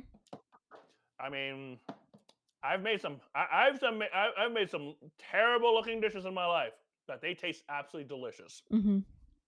So at the and I think I say this a lot as well too here, right? And I say this as a thesis. And whenever I'm whenever on my own stream as well too, I always say this: if it tastes good to you, who the fuck cares about whatever someone else thinks? If you're not serving the Queen of England, who the fuck cares? If you're serving yourself, make it good for yourself. If you are serving the Queen of England, though, then yeah, you want to make it good for everyone. But if you're not serving the Queen of England, seriously, just make something that tastes good to you. Seriously, that's the. I mean, so and I say this as well too. And I say this quite often as well too. Even tonight when I was actually making these laksa, if you don't want wheat noodles, don't want rice noodles, do wheat noodles. If you don't want shrimp, do pulled roast chicken. If you don't want mint in it, don't fucking put mint into it. If you don't want lime, use tamarind. So there's a lot of ways to play. There's a lot of ways to play around with that as well too, right? So, but at the end of the day, taste, and what tastes good to you. Who am I to say? If you make a dish, if you make a dish and post it in my Discord, if it tastes good to you, seriously, if it looks beautiful to you, seriously, I have no arguments. So I might be able to offer you ways to make it look better, but at the same time, I mean, if you're just making it for yourself, it doesn't really matter. So too, right? So that's the big thing. So. And also filling as well too. So, and I think Craw actually says the right thing as well too. Like making that actually fills your stomach and not just like fills out like a tiny corner of your stomach. Then yeah, you're all good. You're all good on that one. So what would you say is your like go-to quick meal if you have limited time and energies? Onigiri, actually. Oh yeah. Yeah, Onigiri's actually been. I recently got a really cool little machine from Japan. I actually probably should pull it out as well too. But I picked it up. I picked it up on eBay probably about a few months ago. But I don't know that little Japanese style rice balls is absolutely one of my favorites. So this little device right here. This is like the motorized base. I can't find the case. Oh, there you go. So this little machine. It's called the Ultimate Onigiri Machine. So you should be able to find it on Amazon or eBay. But so this little machine right here, it actually needs D batteries, by the way. So it actually came to my big massive surprise. But you turn it around. There's a little gear on it. It kind of just turns it. But you fill it with some sticky rice. You put some filling inside it. Cover it on top. Slap a little thing on there. Put it in, and this will actually help. This will actually help you form it as well too here. So oh wow, interesting. I think I got it for about $25. $25 US off of eBay. It was brand new, so I always I'm a big sucker for. I'm a big toy nerd as well too, so I'm a big kid at heart. So having something like this honestly makes making onigiri super easy. So but yeah.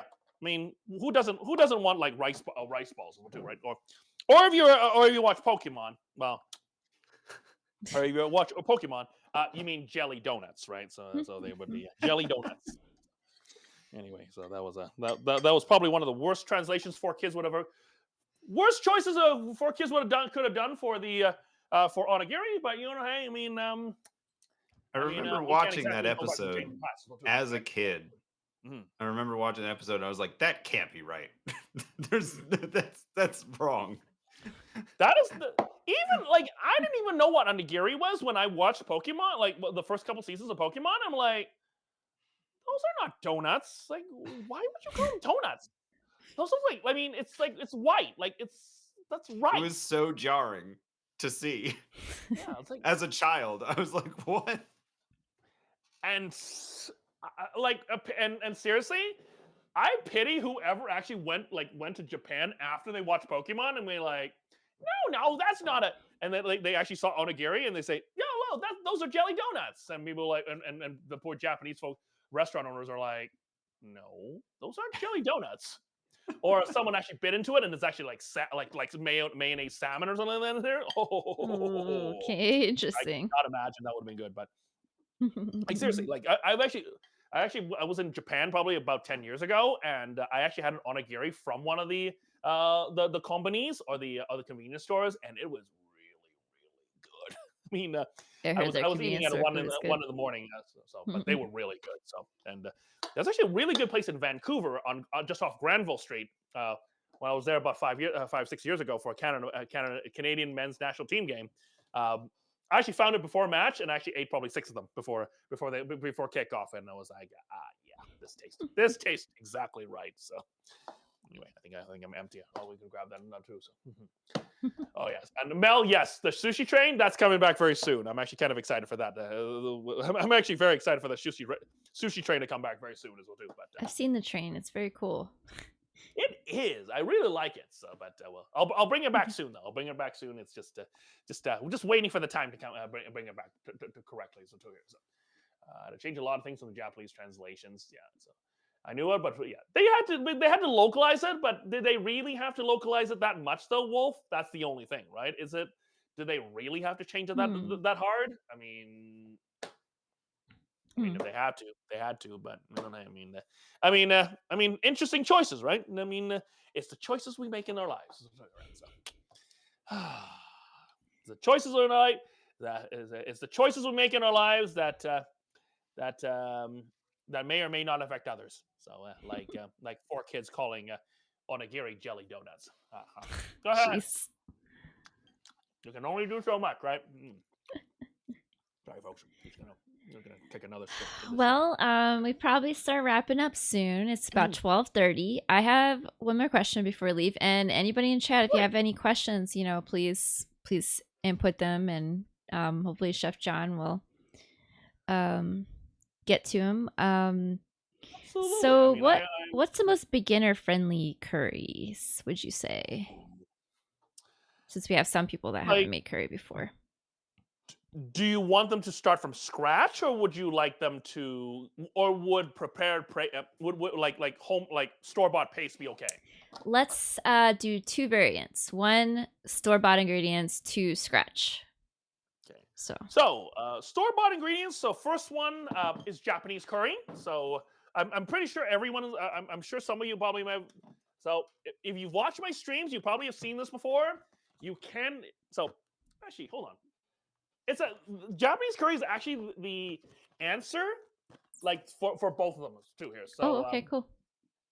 So you can this stuff you can probably buy at your local grocery store, or like if it Stock Mega Mart, like I believe they sell these at Walmart as well too. So you can get these maybe, and they come in these packs as well too here. So 1 pack of this. So a pack of this. So 1 pack of this will probably will probably get you a really say probably for about a couple pounds of meat for 1 pack of this. So what you do is in a pot you brown your meats. You brown some tender meats. You add this in.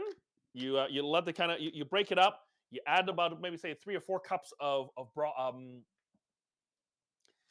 chicken stock, and then braise. Also throw in some peeled. Like carrots and potatoes into it. You literally have a Japanese curry probably within probably half an hour to about an hour. So very super easy to make. And if you don't want to buy this though, you can actually make your own using flour, curry powder, like if you have like Madras curry powder, or if you have garam masala. So it's garam masala, butter, flour. Butter, flour, and garam masala. That's literally all it is inside this thing. So you can you can other things. You can add some chili powder. You can add some like ground cumin to it. But when you look at the ingredients on this as well too here, the amount of ingredients in this list is not super long as well too here. So actually no, I lied. So too. These ones have a lot of things like they do add other things as well too. Like they add things like sugar, honey, banana puree.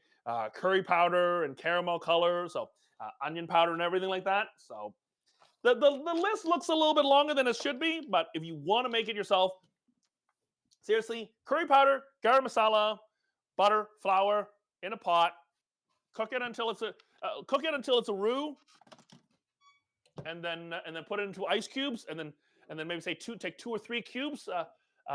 Take 2 or 3 cubes out of the freezer, and then cook it just like a regular packaged one, and you'll have curry like that. Nice.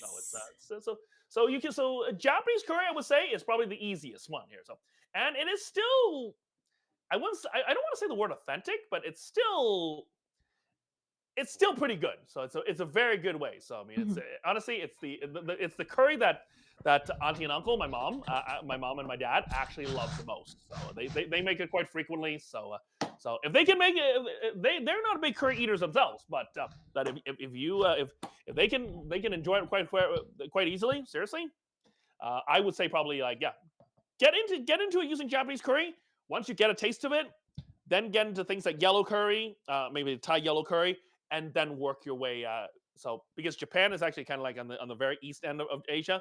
So start from Japan and then work slowly towards maybe say like places like Hong Kong, then maybe say Vietnam, Thailand, Southeast Asia, and then end in maybe say India or Pakistan or Sri Lanka. Actually, when it comes to curry though, if anyone's ever had Sri Lankan chicken curry before, that is truly the final boss. It is so spicy. I'll look it up. Oh yeah, I Sri love Lankan spicy food. chicken curry. It is screaming hot. They do not hold back on chilies in Sri Lanka. So that would I will argue. I will die on that hill. It is the final boss of curries. But start with Japan, end in Sri Lanka. You'll be absolutely okay. I like that. All right. It can be spicy too. Curry can get spicy, but it can also not be. So it's really kind of depends on what you have as well too here. So, and S&B is the bomb. S&B, I actually don't mind have S&B myself as well too. But here's the thing without brands, keep trying them. If you find you like one, try another, and find the one you like. You'll never pretty much. There's a whole bunch of different curries out there as well too here. So you will never. Honestly, I would argue pretty much. I would actually die on this hill. The world of curry is almost endless. You just got to take that first step. So and it's a perfect theme for this month. It is ice. It is cold in January. So to all those who enter the labyrinth, I bid you good luck and good eating, because you are going to have a lot of fun with this. And hopefully this laksa has actually inspired you.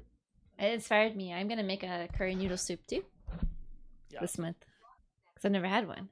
But yes, y'all, please, if you don't already know Chef John, well, now you know him, but please follow, support Chef John. Thank you so much for taking your time with us today and thank you. Yeah, showing us this, and I hope y'all enjoyed it. And I'm really excited to see what you do. If anybody in here wants to join us this month or any month, greatest grub slinger in the West. We have the link right here. It's a lot of fun, folks. Please. It's super low risk. Just the themes are super cool. So, seriously, the theme this year, the stream this week is curry. You can take it anywhere. You can do a soup. You can do a stew. You can do pies. You can do whatever. So you can do curry infused if you want. So again, it's all in your imagination. So and let it run free. All right, y'all. We're gonna go to our ending credits. First, do you have anything you want to promote, Chef John? Oh yes, that I forgot. Oh my gosh, yes, please tell us your stuff. I am back tomorrow. I am. So I'm not streaming tomorrow. I'm not streaming tomorrow. I do have a stream on Sunday. So this will be our last. So my stream next. So next will be our last regular cooking stream for 6 weeks, because starting January 11th, we are going to be doing a brand new series on Sundays called The Factual Foodie. It is Who Wants to Be a Millionaire combined with MasterChef. So yes. So we have 8 amazing. Eight amazing cooks. They're going to be cooking different stream. They have different themes. They are going to be presenting their succulent variations, and all while I'm going to be lobbing 10 trivia questions at them as well too. I don't believe I have anyone who's competing in the chat right now, but who's doing the first round? I believe. Hold on, let me just grab my phone as well too here. Our first round is January. So it's January 11th. So it is. I'm just gonna pull it up as well too here. So I'm just gonna grab our thing here. Hold on. I should have it here. So we have Megabytes and Shinsei Luna on January 11th, and their theme, ironically, we were talking about earlier, Italian American food.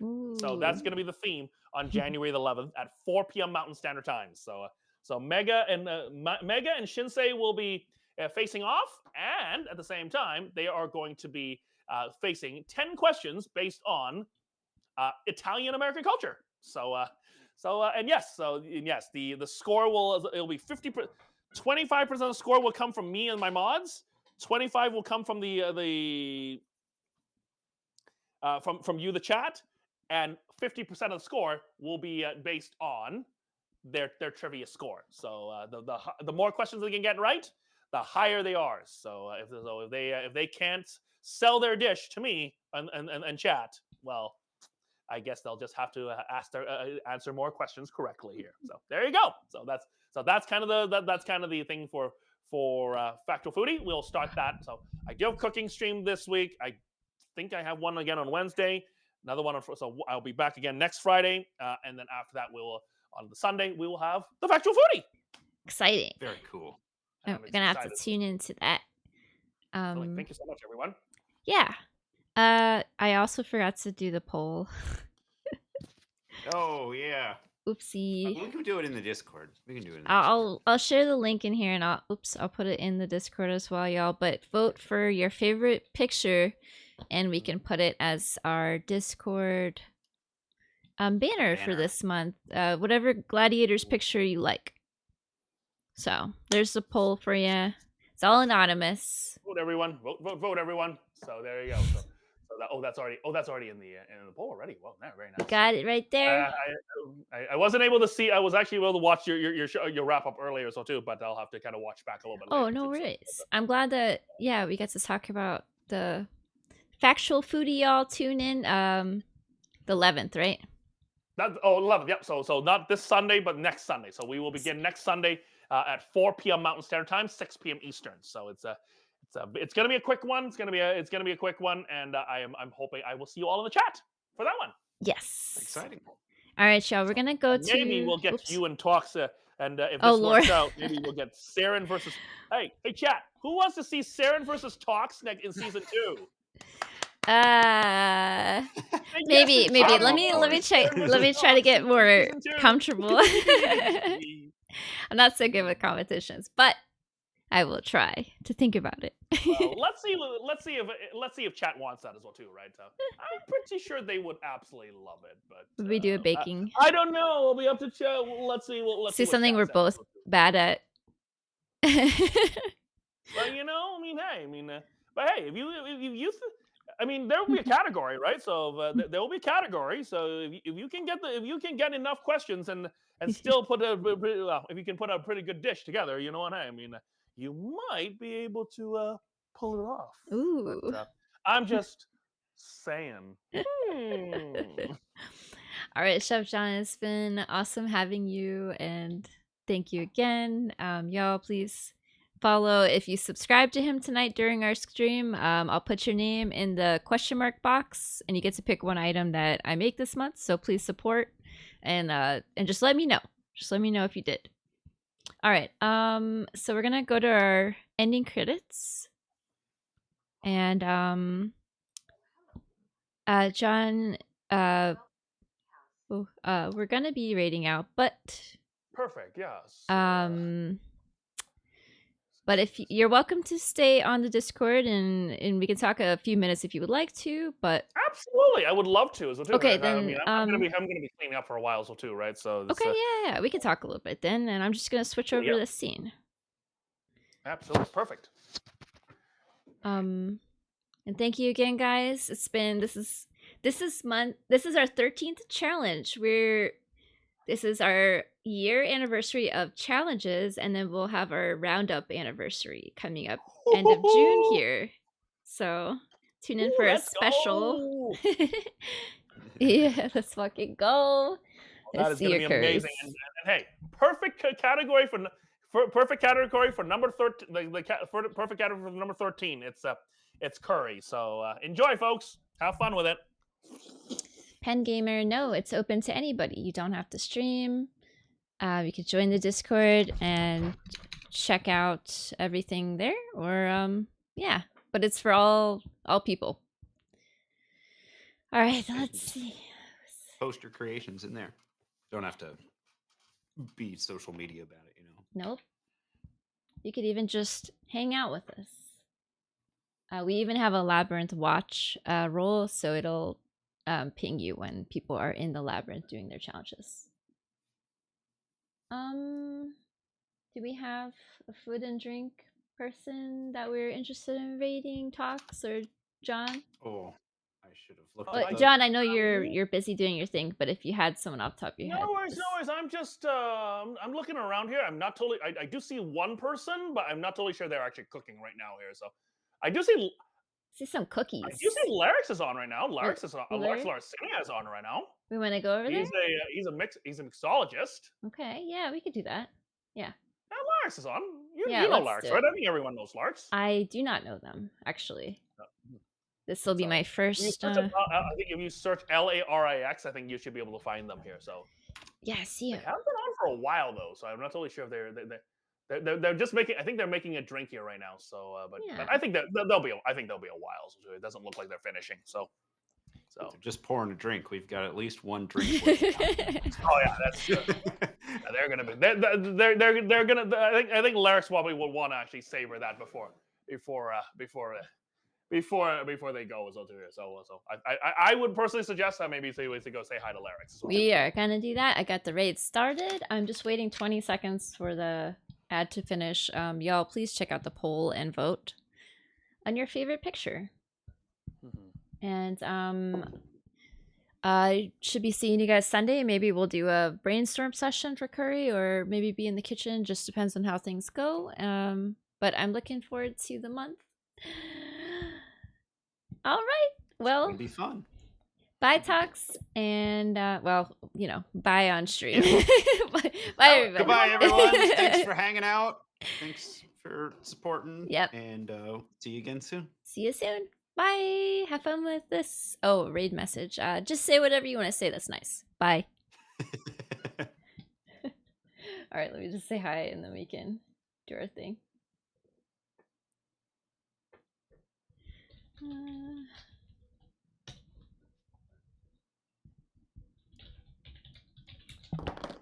Okay.